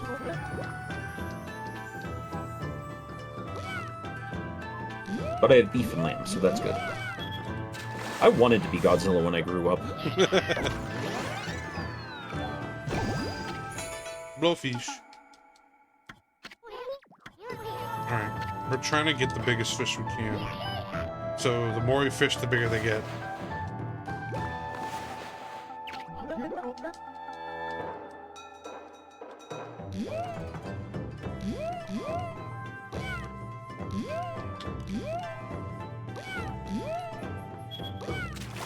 Oh! Squib! That's a place I'd like to visit sometime. Tibet. Tibet would be very interesting. Oh, that's a big one.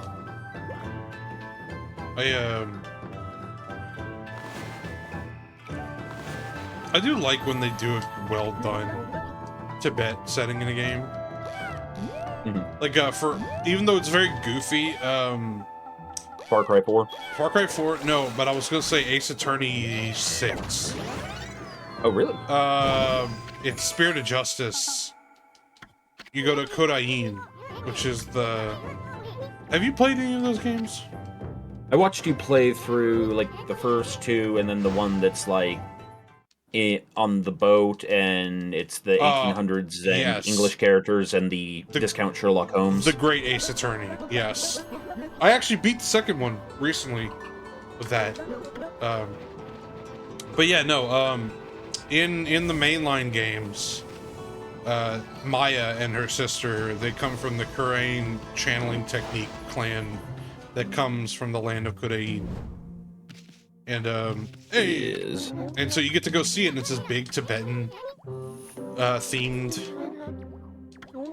land where they use, seances for their justice system.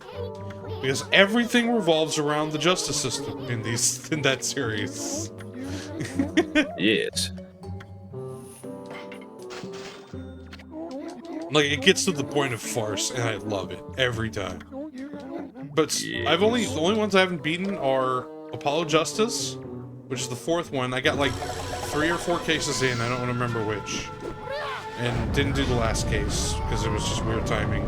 And the Professor Layton crossover game with Phoenix Wright. But I've beaten the rest of them. I love them. They're good games. If you want fun characters, good writing, and like a pseudo legal lawyerly themed puzzle. Yeah. I mean, honestly, they kind of reminded me of Carmen Sandiego when I was watching you play them. Yeah, I mean, it's definitely kind of old. It's a mix of visual novel, old school point and click, and, you know, it's just sometimes the logic when it comes to the cross-examinations and stuff can be a bit finicky. Yeah. And so... Can I learn anything more from this? I can.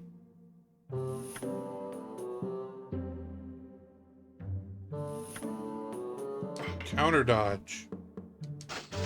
Give the audience something of an idea of what I mean by a Tibetan Mastiff. They are the flooferest doggos to ever doggo on people's face.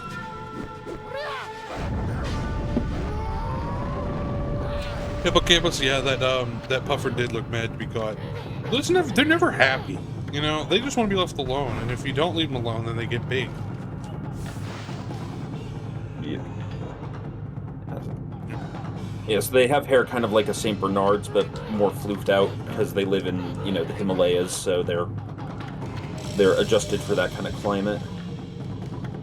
And then, yeah, they were bred to be pretty damn big for the purpose of, you know, being like, get off my farm, wolf, get off my farm, invader.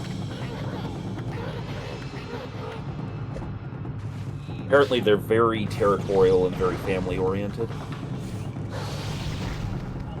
Like, they make good nanny dogs. Oh, sweet. Okay. Now my dodge does damage.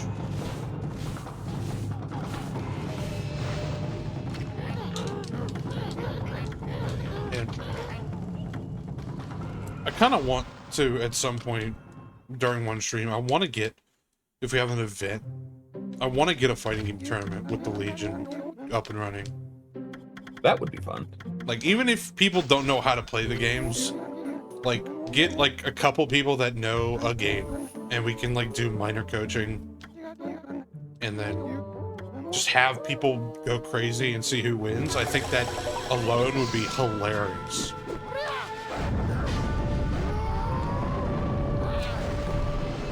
I can never hear someone named Onigiri without thinking of the inherent pun ever again. So for those who don't know in the audience, onigiri can both refer to a rice ball, kind of a sweet thing from Japanese culture, or it could refer to the term for breaking an ogre.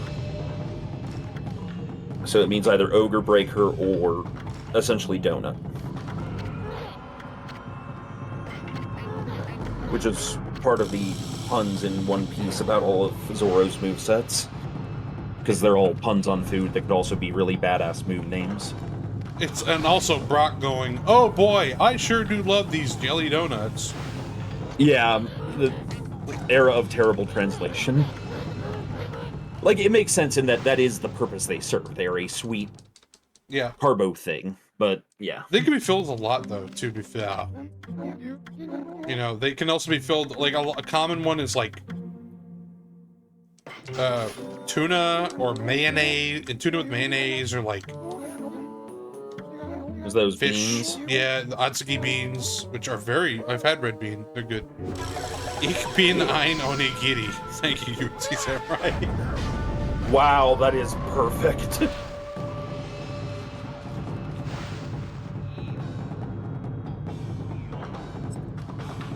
Sending that to Jaden.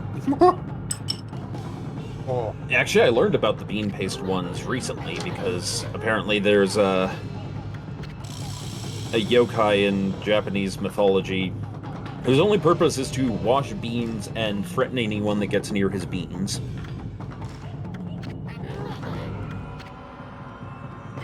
Hell yeah. Hot sauce onigiri? Possibly.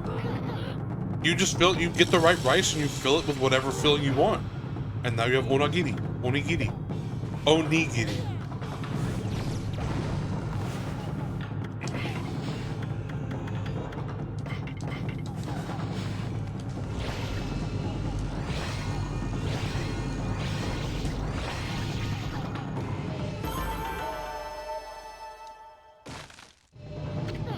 Bet you fill that some bitch up with bacon and eggs. It'd be pretty good. Want some bacon and eggs onigiri? Onigiri? Ooh. Breakfast sausage? Salmon onigiri. Breakfast sausage onigiri? I love salmon onigiri. Hell yeah. It's basically just a giant sushi at that point. Yep.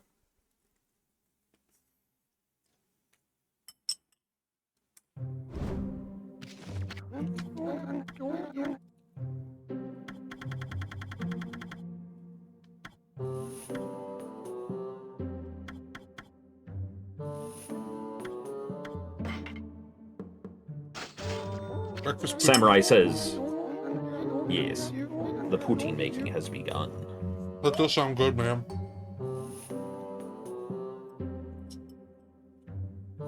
Mom's spaghetti. Mom's spaghetti onigiri. You know it.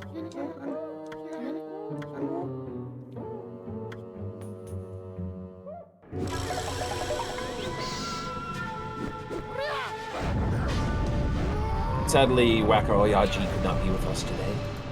Oh, yeah?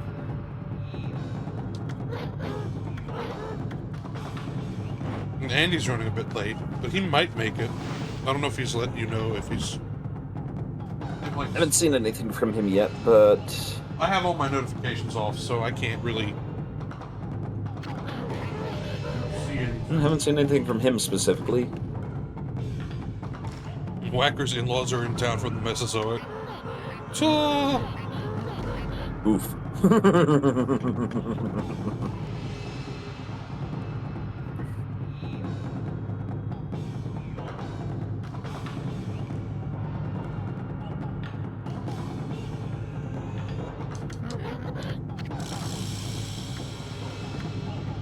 So, yeah.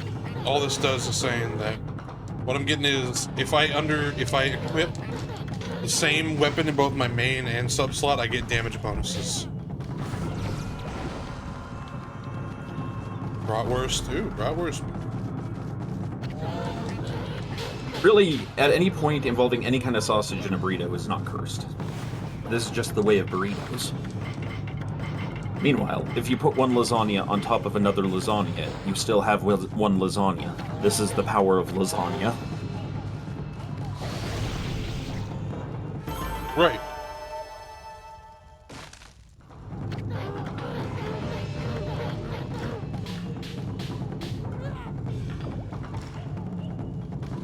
With some good chorizo. Oh man, chorizo's great. Tasso's pretty good too. I like tasso. Yes. Lasagna is just Italian cake. That is wrong. Why must you say something so controversial yet so brave? There is Italian cakes. They exist. I swear it. Now I want Amaterasu-themed tiramisu. Ooh. I bet you could go. I bet you could make it.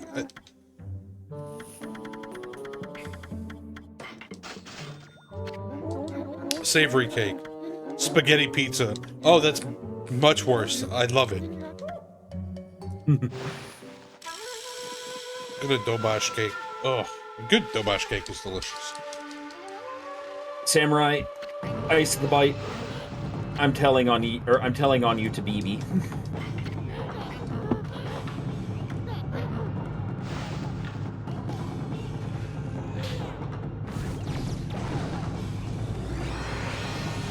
Oh my god, he's right.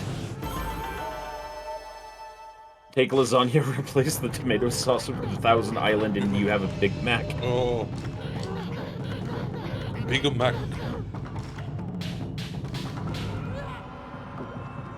Dude, I mean...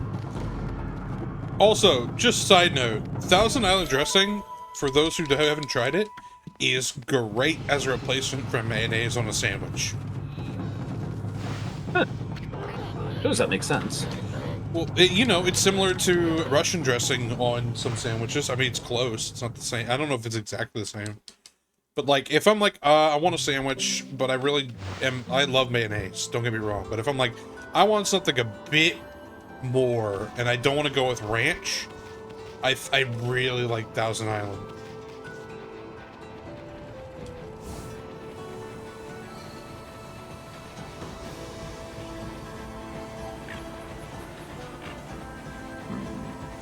Thousand Island is standard for a Reuben. Yes, I do know that.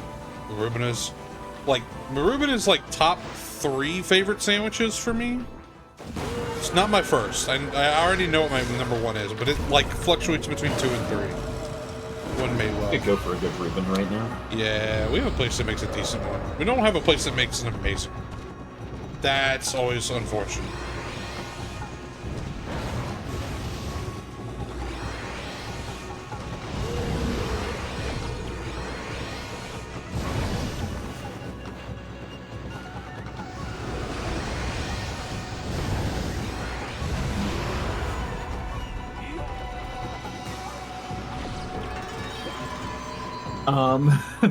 So I just sent the thing to BB of lasagna is just Italian cake, Italian meat cake, lasagna is spaghetti pizza. Take lasagna and replace the tomato sauce with Thousand Island. BB's response is properly, God damn it. It's always the worst. It's the worst it's ever been. The Baba Yoga? Hell yeah. BB says Chad is in trouble when I get back from vacation. She will use her cybernetic arm to box your ear.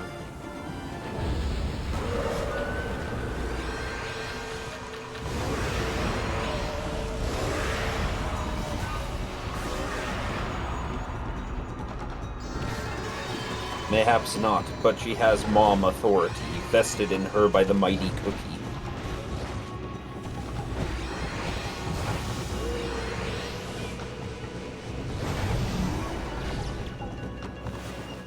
You must understand she is a lady of the Legion. She has all the mom powers she'll ever need.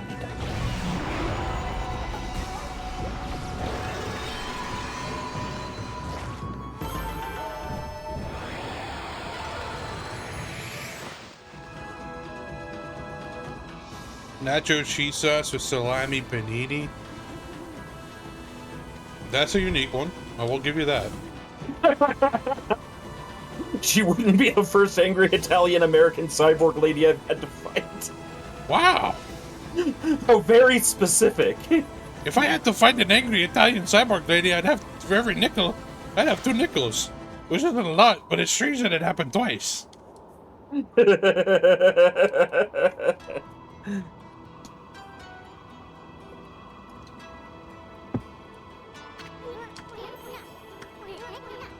The whole village is a frozen solid. The description fits my late mother-in-law. Interesting. Huh. Interesting. Alright. I'm gonna see if I can't do some upgrades to my brush techniques right now.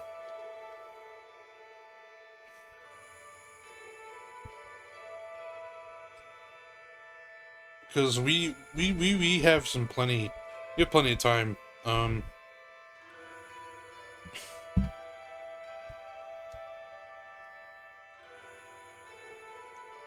we're gonna go back to Ryoshima Coast because I think that's where all the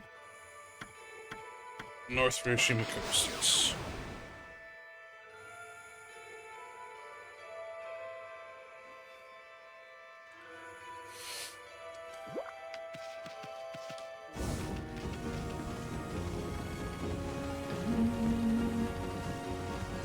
Bum, bum, bum.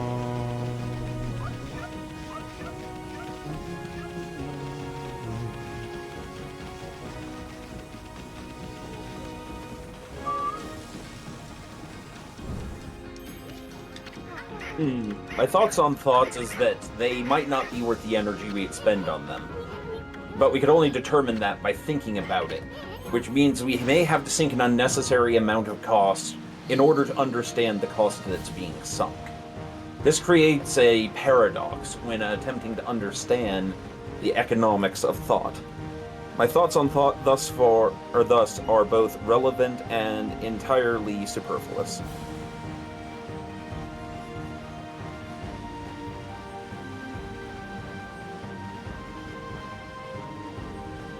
Hey, Brits gets new dentures this week.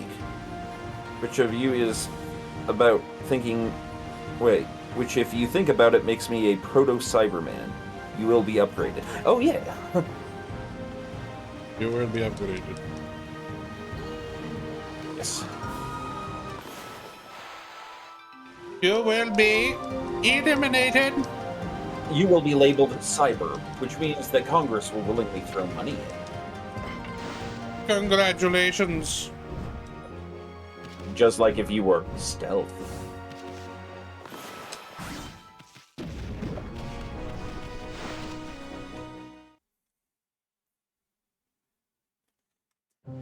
Cyber. Alright, what are we gonna do?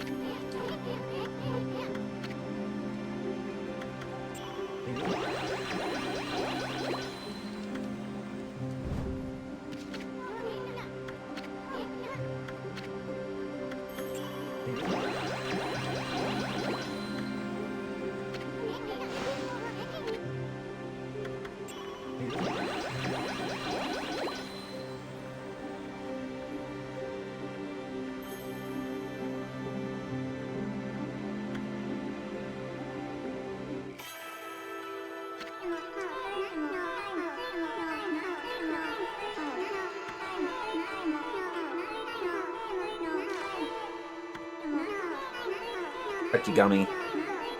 Yep.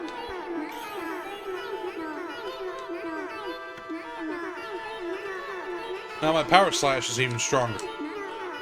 So What kind of creature is Tachigami? a mouse. He's a mousy.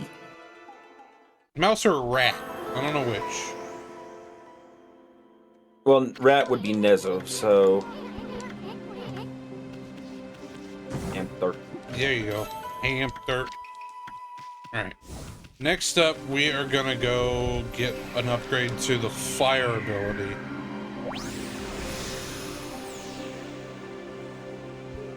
Yes.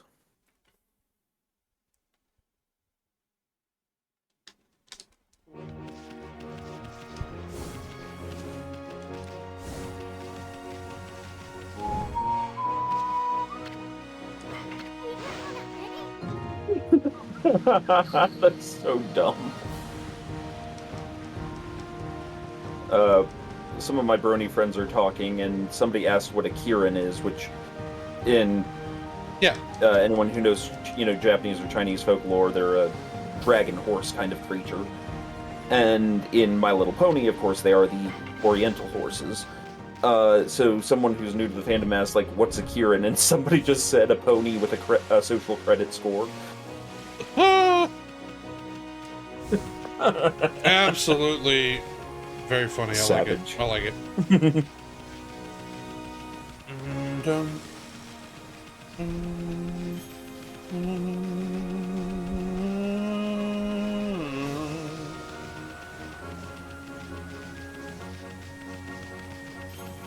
Dun, dun, dun.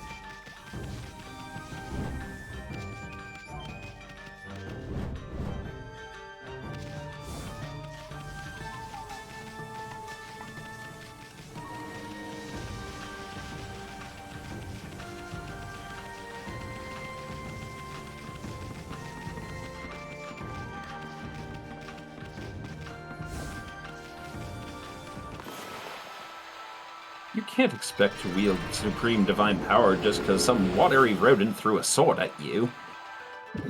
Peasant to Ami. Shut up, will you? Shut up! Oh, if a watery tot threw a sword at me, they'd have put me away. Help, I'm being repressed.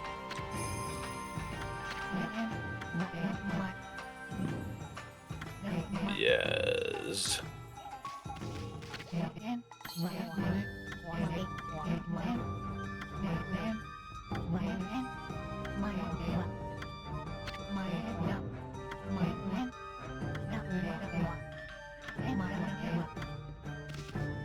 Alright, now we gotta find a restaurant. You have a big clanky chopper of a sword on your back. Yes, I do. Big old chopper. Oi. Ah, here we go. Oh, hello, cat lady.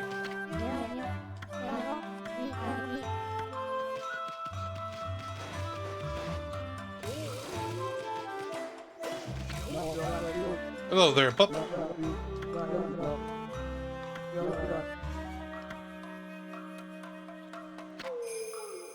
It's a Gutsu great sword. Yep.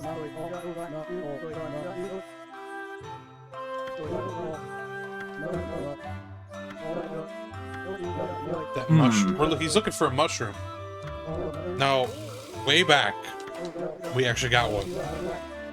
Oh my. And so we can do this now. Awesome. Like fictional conspiracy theories, like the cover-up the Anglo-Martian War 1895. Or about the goo lizard Cold War. I'll have to think about that. I'm going to take a quick bio break. Okay. You know, there could be things like, I don't know, the lizard people Cold War behind the scenes. I like that, that's good.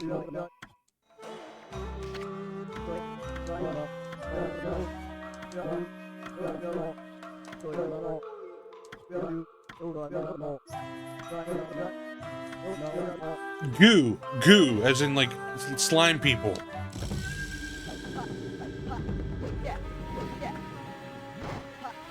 They're shapeshifters. They're the ones that gave the lizards the shapeshifting abilities in the first place.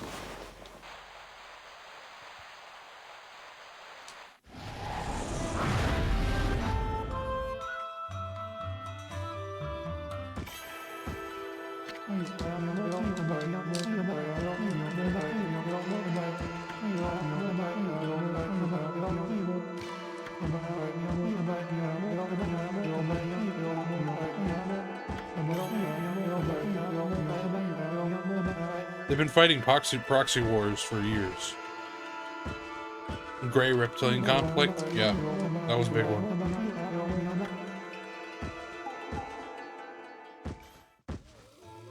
The psychic wars.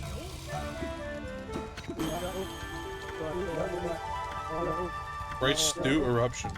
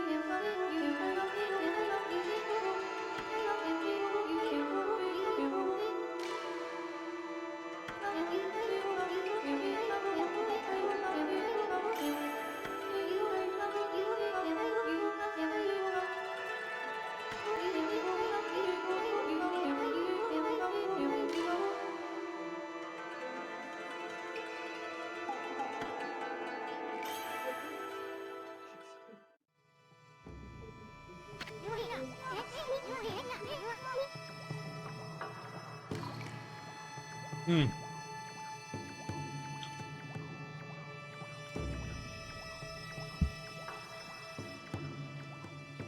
Hold on, I think I'm having audio difficulties. Andy! I return. Andy's here. So it And I turns return out, literally at the same time. Yeah. when you, so it turns out nice cool weather can make you fall asleep for a couple hours. Yeah. Aha! It do that. Do not drink snake wine, says Bully Snake. No! No, Brewster! No! What do you do? So, where we at? Snake God bathwater. And then hey, Yeah. hey, Andy. We beat the Ninetales, actually. Oh yeah. Yubi. No kitsune. The priestess that was hiding that was possessed by the Ninetale Fox. Oh, okay. Is she okay? We don't know.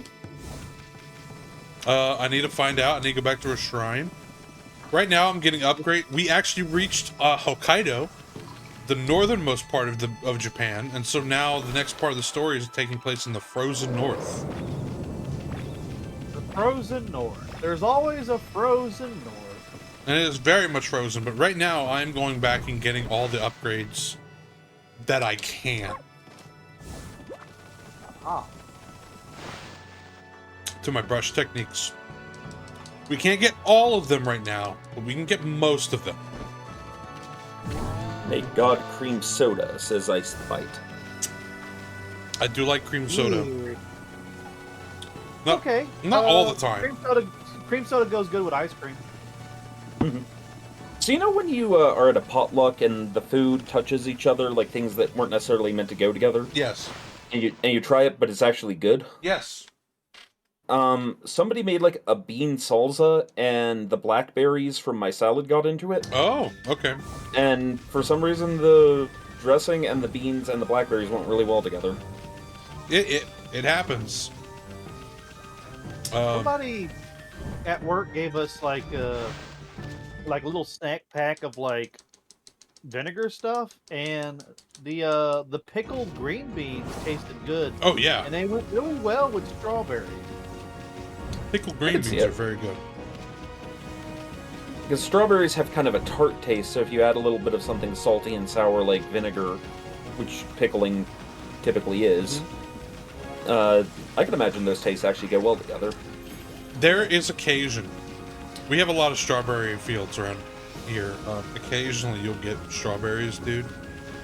At the perfect... Because you rarely get them ripe, like perfectly ripe in the store, ever. Yeah. But I have had them fresh and perfectly ripe, and they have no hint of tartness at all. Like, they are perfectly sweet. They're not too sweet. They are perfectly sweet, and they probably... they're not tough either. Oh, dude. So they're still kind of softish. Yes. Like, it's the perfect amount of bite where it's not too soft, but it's not too hard. And even if it has a bit of tartness, it's very mild. And it's very sweet, and it's just the best. I think Yes. some places pick their strawberries when they're not quite at their ripest, so that during traverse Right. and storage, they'll ripen a little bit. So sometimes you'll buy stuff that's not quite as ripe as it should be. Yeah, that is the gamble that farmers have to play, right? Honestly. It's tough being a farmer. It just is. Such is the way of the thing. That reminds me, Clarkson's Farm Season 4 has dropped the first batch of episodes, and Ooh. have y'all watched that? I've heard someone mention it before, and it sounded interesting. Yeah, it's so fucking funny. It's just watching this dude who's been hosting Top Gear for decades, who is the known non-handyman of the three.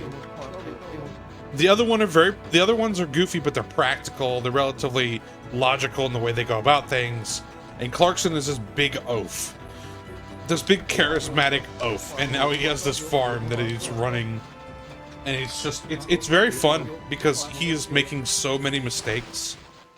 But he's also, from being a dude has went around the world, who has loved city life forever, to being like actually understanding like what it's like to be a rural farmer even a little bit in the UK is fun. Like, it is just fun. Oh, yeah, I know who you're talking about. I saw a bit of a scene where he was like, he was supposed to live with the farm for a year, Yeah. and he was like, oh, it's so hard, it's so difficult, but it's so fulfilling, you know. He's talking about how he loved all the sheep and all the animals and all that.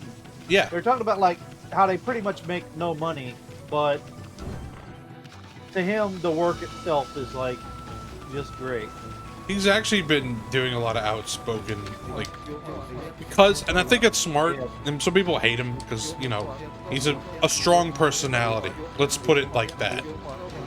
But he's been doing a lot to get the word out, and like, he's got a big public face, so he talks about the travails and the plights of the farmer in the UK, and I don't know how accurate it is, actually, but fascinating. Yeah, I saw him talking to somebody, and I think it might have got a little heated, but, you know, that's the nature of, you know, comes along. I mean, he got fired from Top Gear because he punched one of the producers in the face. So, you know. Remember, Unga Bunga is just Chumbawamba by any other means. Correct. Chango Babango. So unfortunately, gentlemen, I am actually borderline falling asleep here, so since you're here, Andy, I shall leave co-hosting unto you. Go to sleep, old man! Indeed. Bye, Storm. Thank you for streaming today, Chief. I love you. Thank you, my friend. Thank you for coming and hosting. Yes. You all be good, chat. Farewell! So what's with like the big steering wheel sort of dessert on you? It's sort of. It's a sword you can get in the game. It's just, I've had it for. This is actually my new game plus file, so. Oh, I'm losing time. But yeah, it's just a weapon. It's one of the 4 sword weapon, one of the 5 sword weapons. The 3 ultimate weapons for each class of weapon do not carry over in New Game Plus, so I'm actually gonna get them, which is great. It's one of the 4 swords of the land of Anomano Peninsula.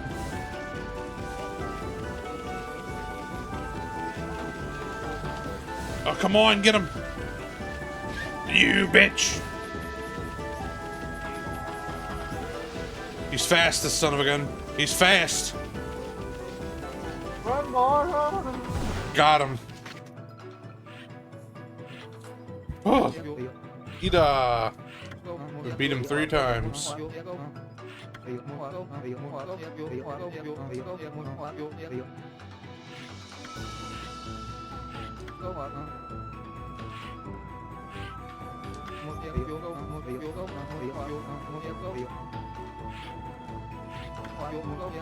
You got Boga.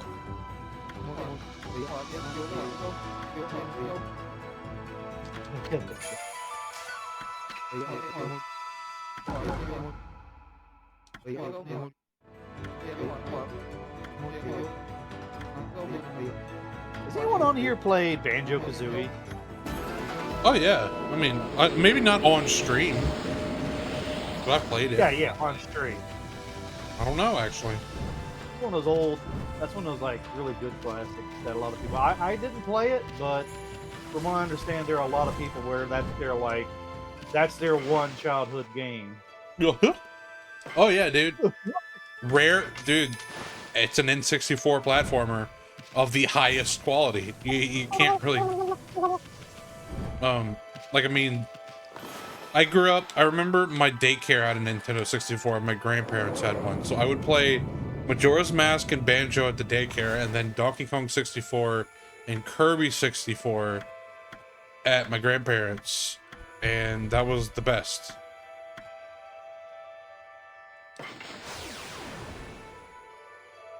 And to this day, they're some of my favorite games of all time.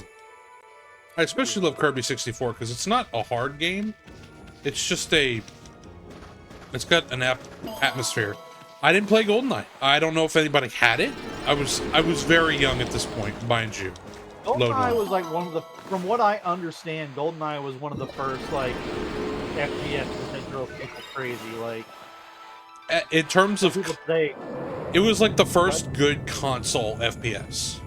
yeah. I played it a bit. Like I didn't understand it Yeah. because I was used to like side scrollers and RPGs. Yep. That was me. Like the only FPSs I had as a kid before I got my Xbox were Red Steel on the Wii, Medal of Honor Rising Sun, so a real one, but that was on the GameCube version. That was weird. That was an odd one to play because the GameCube controller is a good controller, but not for first-person shooters at all. What else? Yeah, I didn't play Metroid Prime until much, much later on in years. So that was out. I do want to play GoldenEye though. I want to play. I think I have something installed where it's Perfect Dark, but has mouse and keyboard controls. So I want to give that a shot. Because I've played a little bit of Perfect Dark. Hello, Ice the Bite. Welcome back. Venomous Toucan, yes. Clarkson's Farm. It's showing the miniature veils that... it's such a good show.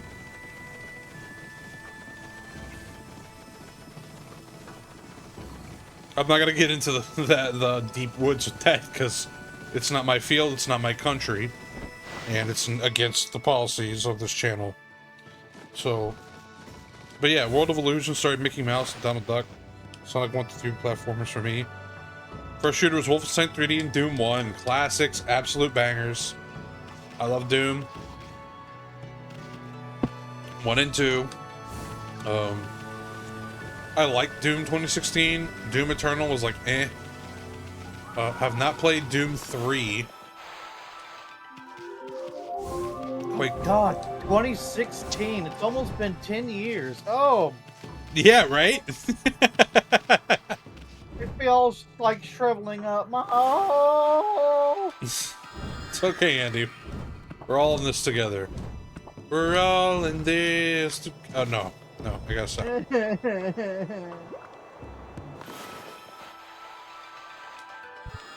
Where did that decade go? I really don't know, dude.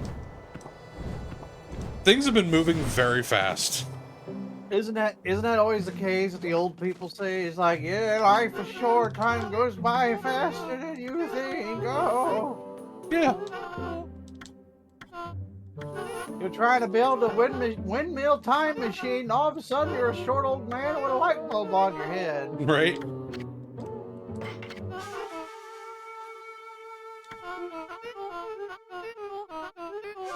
...2019 was 30 years ago, 2012 was last week. Yes. Yes, UNC Samurai. That's what it feels like.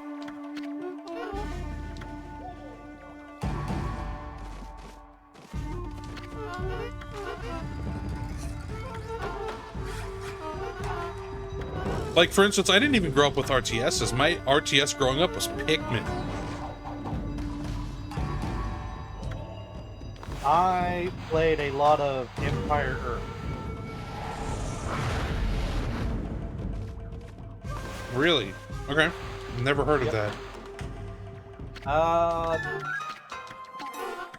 I think it was like, I guess it was either a knockoff or a spiritual of Age of Empires. Yeah. I feel like you had a lot more freedom to it because, you know, you had your limited amount of soldiers and all that on the map that you can have, but you can have as many towers as you want. And your towers would just shoot, so you just build towers all over the place. Hell yeah. Like, the first RTS I ever played on a PC with mouse and keyboard was StarCraft 2. There's an RTS my sister had for the PC called Empire, not Empire Earth. Oh shit!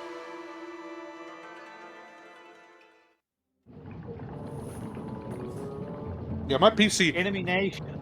Sorry, you go Nice. ahead. I was just saying, like, my PC gaming experience young was very limited because we never had a computer strong enough to run anything I wanted.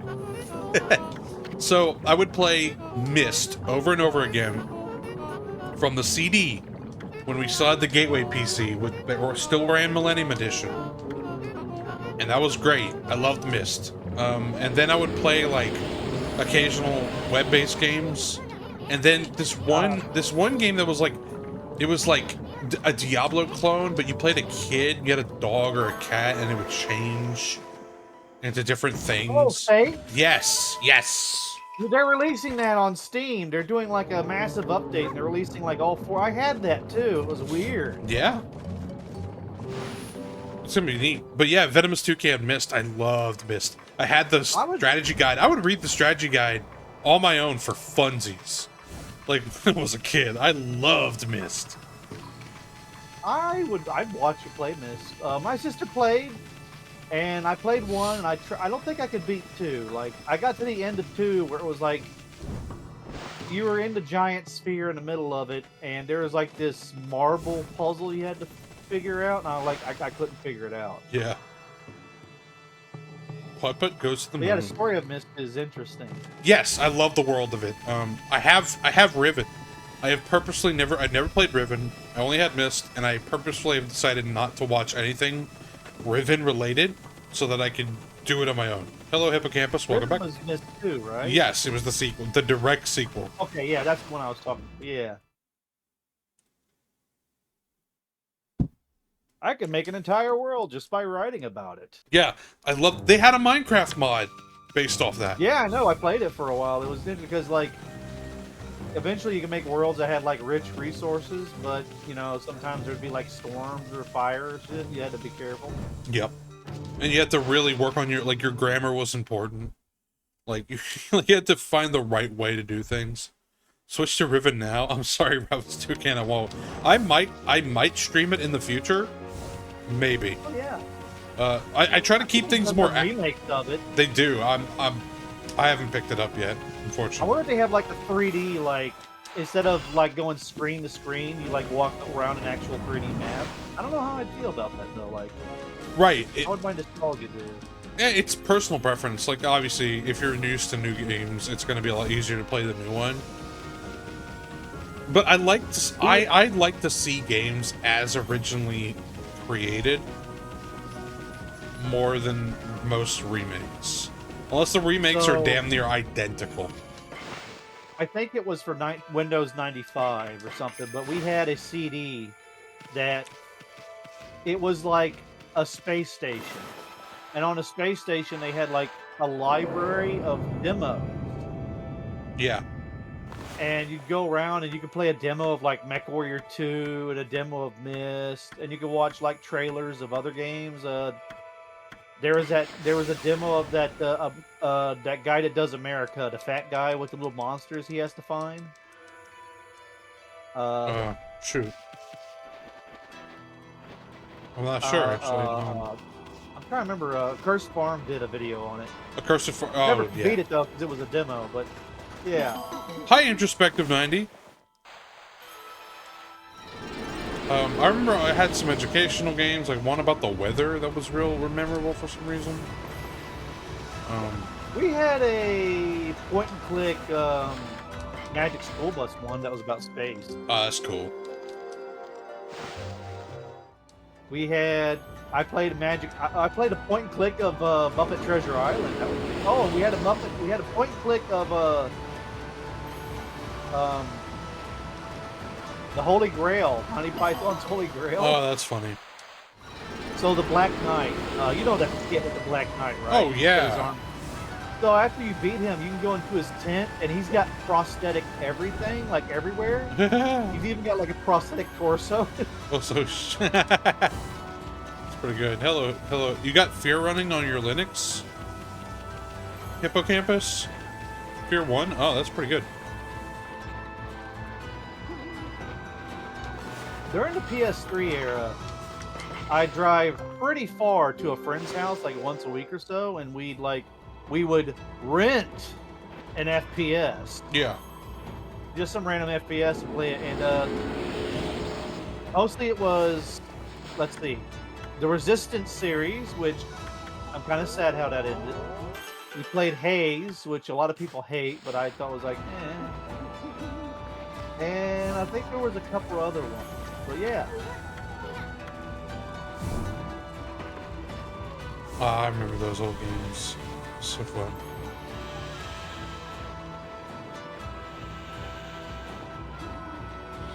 Yeah, there's this one FPS where it's like you have to fight like the evil paramilitary corporation, like this guy and the locals.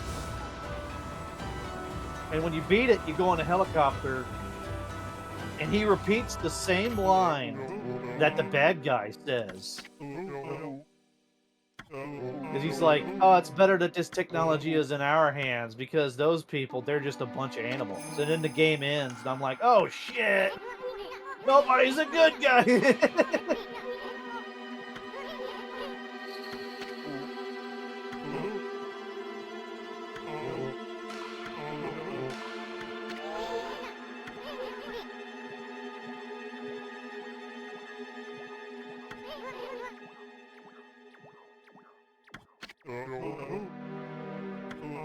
I got Storm Song to play Toonstruck on here, and one day I'd like to get a playthrough of The Dig on here. The Dig is like, I think the Dig is a more obscure LucasArts point and click. Yeah. And turn into a doggo. Yeah, they do that. He's a druid.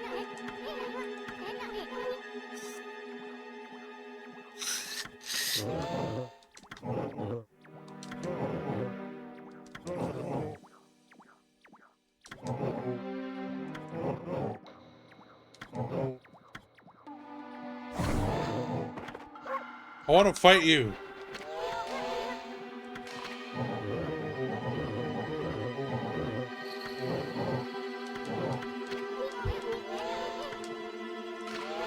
You have to like keep bugging him to get him to fight you. Looks like it. No. Unfortunately, it looks like. I never liked that in games where it's like the question the answer was to like interact with this one individual several times and then they'll change their mind. I don't know why, but like, Oh, gee, look! that was like, is that the digs? It is the digs. That's a weird ass bear. It's a fat bottom bear. Oh!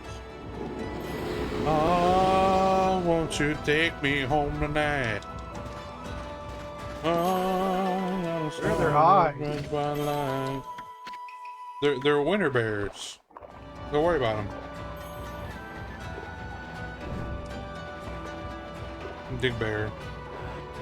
We got rid of our local wolf population. Now we got like an everything else problem. Yeah. I mean, ain't wrong.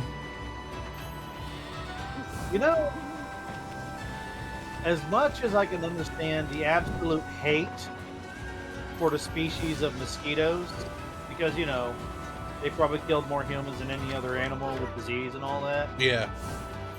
I worried, like, if we wiped out all mosquitoes on the earth, like, how much of an ecological disaster would that be? Because there's a lot of animals that actually rely on mosquitoes to survive. Oh, dude, it's like anything. There will be consequences. We might not be able to predict them.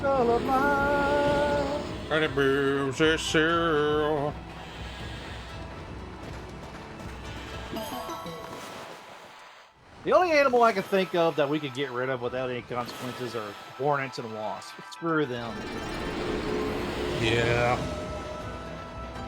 Problem is, bees are dying, so. Yeah. More bear.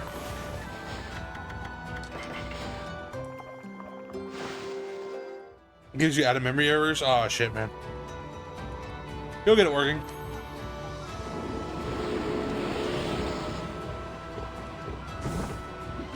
Ah, Stray B. That's where one was. I think I was too scared to play games like Doom and Duke Nukem and stuff. I don't know. They're just Dookie Nukie. Inspect the hornets and wasps, prey on pests, and are secondary pollinators. That is what I was afraid of hearing. Yep, but that makes total sense. Some hornets also lay their living eggs inside of spiders and let them eat their ways out. Yeah, you know, Andy, I'd known that fact, but I try to forget that fact, and you bringing it up has made me uncomfortable. Oh, that's all right. Here's No, some, no, it's good. I'm just fucking with you. I know. Nature's nasty. Nature is terrifying, and that's why we love it and hate it, and are scared of it. Heron. We've got the heron.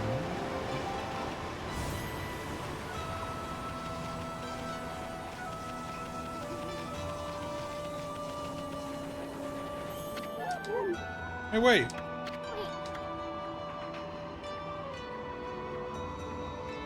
Wasps versus spiders, who are you rooting for?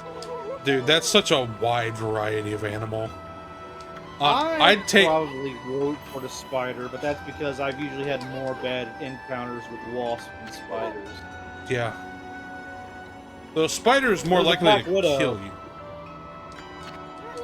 They're more... I mean, if it was a plain... Oh, go ahead. I was gonna say, what's the battlefield? Like, what are we talking about? Like, it's just in just the grand scheme of life?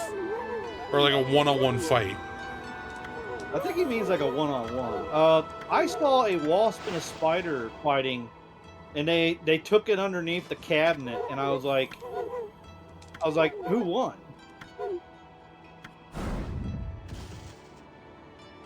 Hello. Hello, my dear. Oh, have a good one, Introspective. Take it easy. Take care.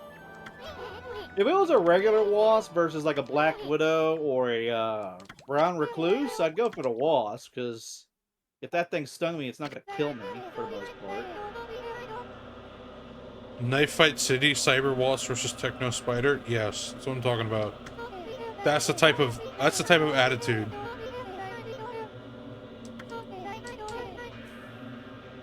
That'd be two gang names. Venomous Toucan. The Cyber Wasps, which is the Techno Spiders. Ugh. Yeah, our main enemy for this set of the game is two giant demon owls. Oh, I thought they were like... Well, I knew there was eyeballs. I was like, Right. what the hell? Yeah, we've been seeing like this big black cloud move from each of the locations where we fight dark creatures and whatnot. Yeah. And so, like, but everywhere they pop up, where it goes, a new demon pops up.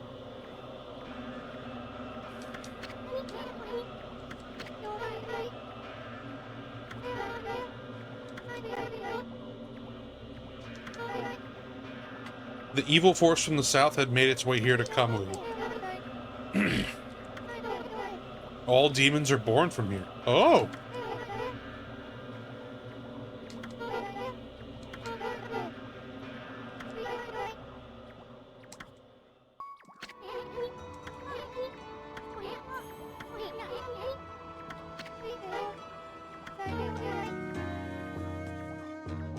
Now, I know this isn't what it's called technically, but it's supposed to like get to Simlish. Yeah. Well, it's like Banjo-Kazooie. You know, like oh. Yeah. Like I kind of like that in games because one, you get the intent of the voice, Right. and you don't probably have to, hire a whole bunch of voice actors. Just change like the dot or the dub it. Yeah. And it still gives a character, and it kind of like it kind of adds to the fantasyness of it, like Well, it allows your brain to fill in how they actually sound, but they give you a hint. Oh yeah. And I think it works surprisingly well. You know, I think sometimes in storytelling, like the best parts are what your brain fills in. Yes, I agree.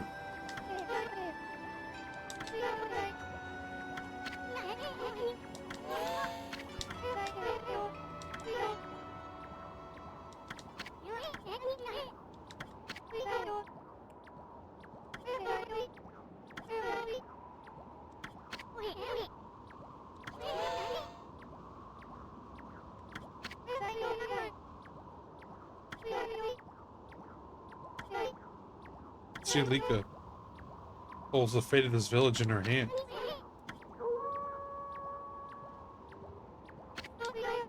Oh.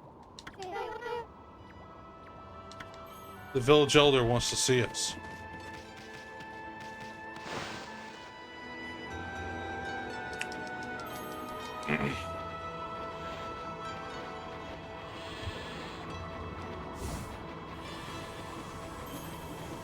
You know, the layout of this place reminds me of the Goron village in Majora's Mask. Oh yeah. All you needed some boulders every once in a while. Right, but it was all frozen over in Snow Peak.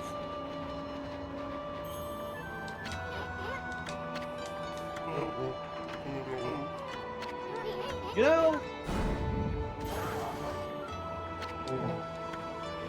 why do I feel like it's safer being, quote unquote, an Eastern exorcist than a Western exorcist?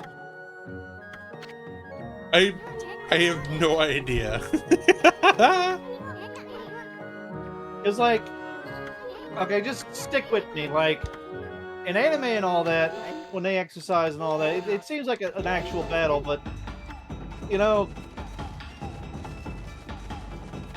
like, when I quote unquote Western, just hear me out. It's like, I think of The Exorcist, and a lot of those exorcisms don't end well. Like, they get rid of demon, but something bad happens to the guy afterwards. Like, there's some lingering, like, bad juju. You know what I mean? In storytelling, yeah. Well, the stakes are different, right?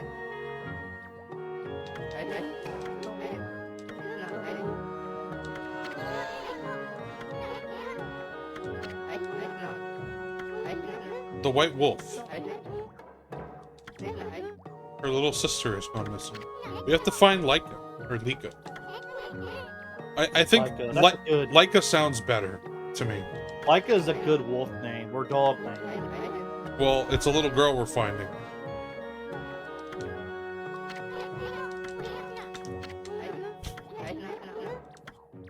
Oh god, that guy's belly. Yeah. This is our penance for Roa. Hey! Yeah, right. We get Rao, the pretty woman, and then old man with his belly button sticking out too far. He doesn't have an Audi.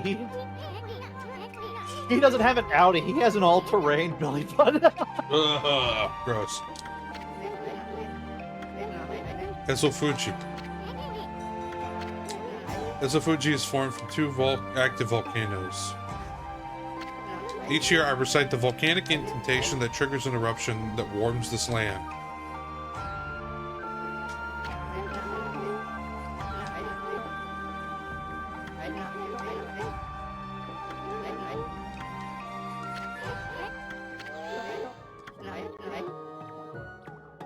Old man's too old to do his ritual. Damn.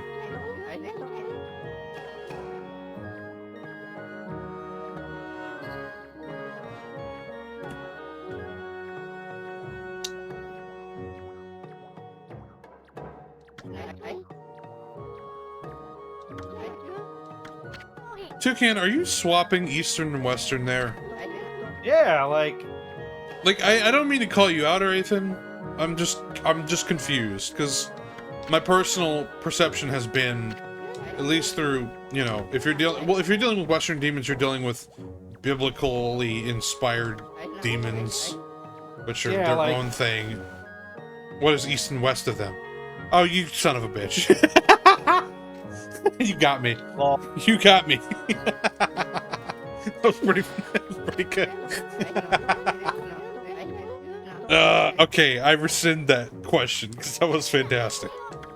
Confused. Hey, let me tell you something. You know, a California demon, it's a different breed than a New York demon. I tell you what, them demons on the Georgian shore, I tell you what.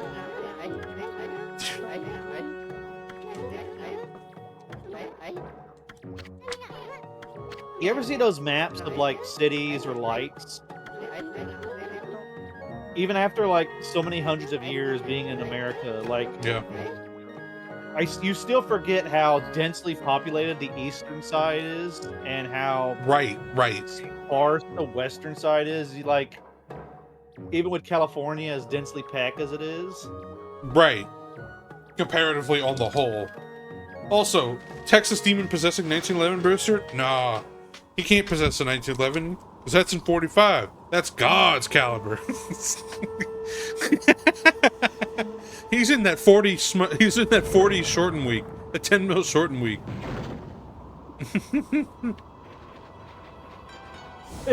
California demons on a stoner. The New York and demons New on York crack. demons on crack. You know, that checks out. The California demon is the dead presidents from Point Break, while the New York demon is the muggers that Paul Kersey wastes in Death Wish.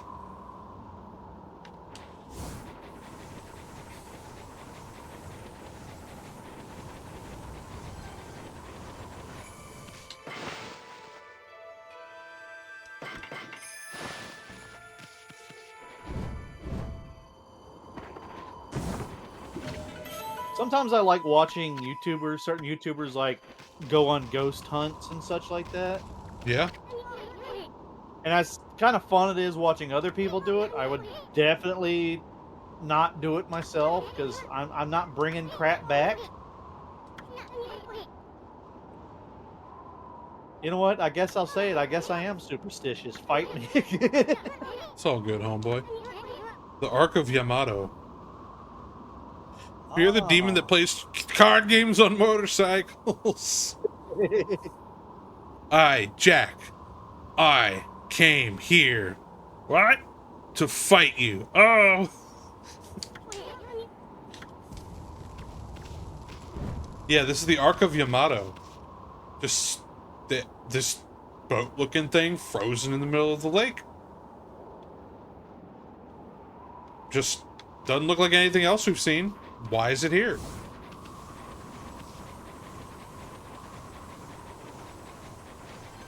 Where the fuck is... My friend wanted to do a pirates and like a heavy like ocean based D&D campaign with lots of like ship battles. Yes. And he was asking us to give him ideas for encounters, and I told him an abandoned ship that when you get on it, it turns out it's a giant mimic. Oh, I hate that entirely.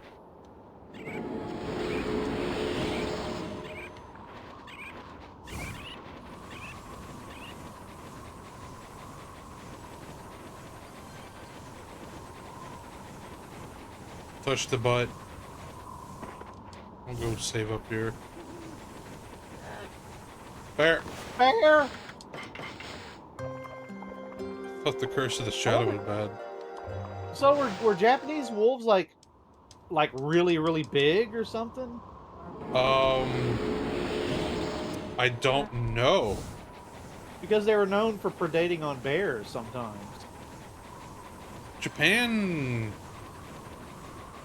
I mean, they killed them all, right? Yeah, They're gone. I believe. I think. Don't quote me on it.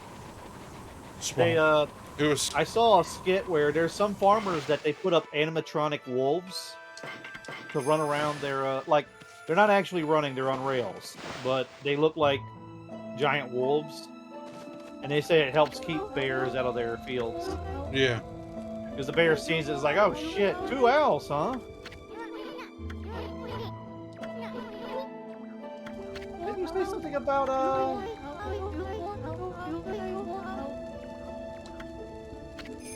Japan killed all the bears? I'm pretty sure they have a few.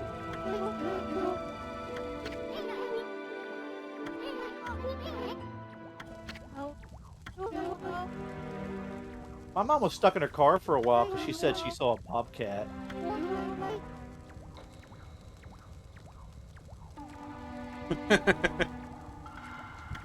For legal reasons, this is a joke.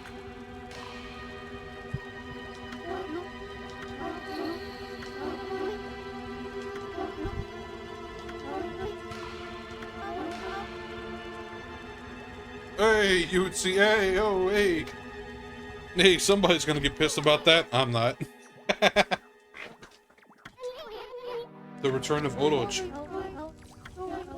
Japan loves whales. I'm not getting into that. La lee lee. Lao Chi Lake at the foot. Reason. Akuyamada.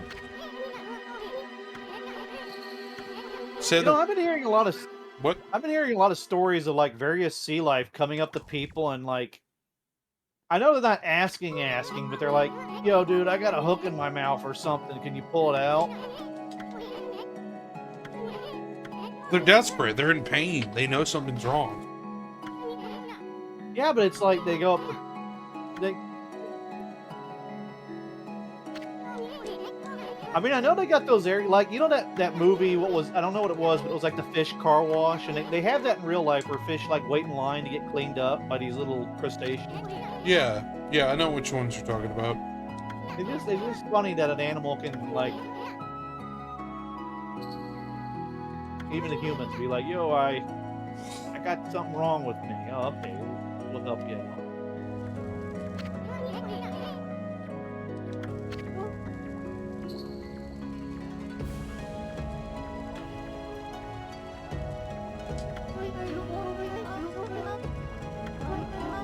One surviving celestial of the Ark. What? This Ark fell from the celestial plane. It was full of monsters which killed the celestials on board, but the legend tells that there was one man who survived. He managed to escape, and then fled, going into hiding somewhere in the world. Oh, so people from the stars came to Earth. Yeah.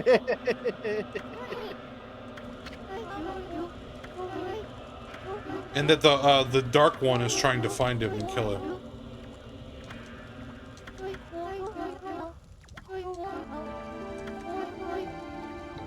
Yoshpet. We must enter Yoshpet, the forest of confusion. You know, Zyax, that does make me think, like, oh, I put this hook in my mouth. Yo, one time I got a hook in my mouth, and the human pulled me out of the water, and he pulled it out and threw me back. Yoshpet.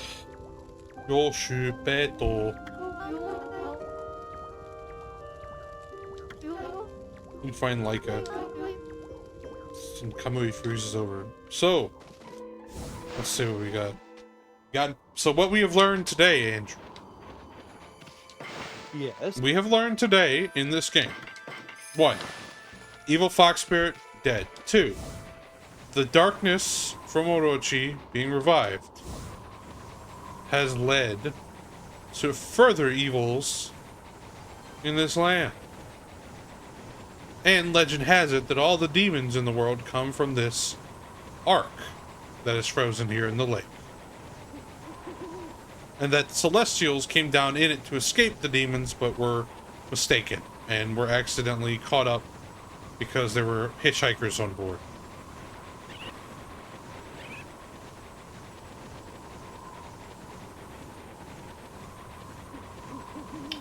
You said there were 2 evil owls, right? Yeah, that's the main demons we gotta fight right now. Lechku and Yeah, Nechku. that lady had 2 owls on her hat. Yes. What's the correlation going on here? They were sealed in the 2 mountains here for a long time. And so they Okay, were owls are not one of the first animals I associate with volcanoes, I'm going to be honest. It's alright. They're birds. There's not a lot of animals I associate with volcanoes or fire in particular, to be honest. Like, Yeah, that's fair. something like a lizard or... But you know how it goes. Those are some big, beautiful mountains. Yes, they are. Yes. Big, beautiful mountains.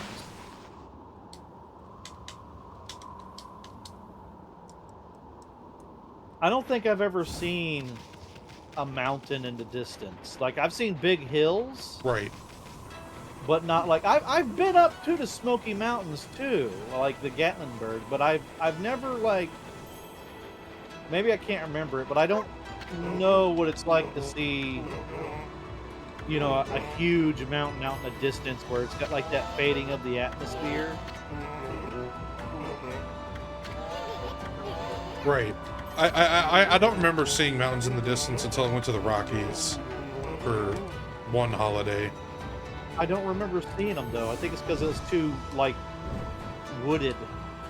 I do remember driving along the edge of the mountain, how freaky it was. It's like, ugh. Oh yeah, that's got to be nerve-wracking. I think also though, this is a good place to stop, right? Because the next section of the game is more involved and has a lot of story in it. And getting started halfway would be a mistake. So thank you all for coming. Thank you, Andrew, our friend, our good friend. Thank you for showing up, my man. I really do mean that. Sure, thank It's you. always a blast. I'll be back. Sorry I fell asleep. It's all good, man. I'll be back next week. It's hot time in the South, guys. That means everybody's sleeping half the time because that's the best way to defeat the heat. We need a siesta. Siesta. All right, y'all take care. Whoever's next, I think it's that confused. Is Mr. Confused? I believe is next. So y'all take care. Have a good one. Take care. Goodbye.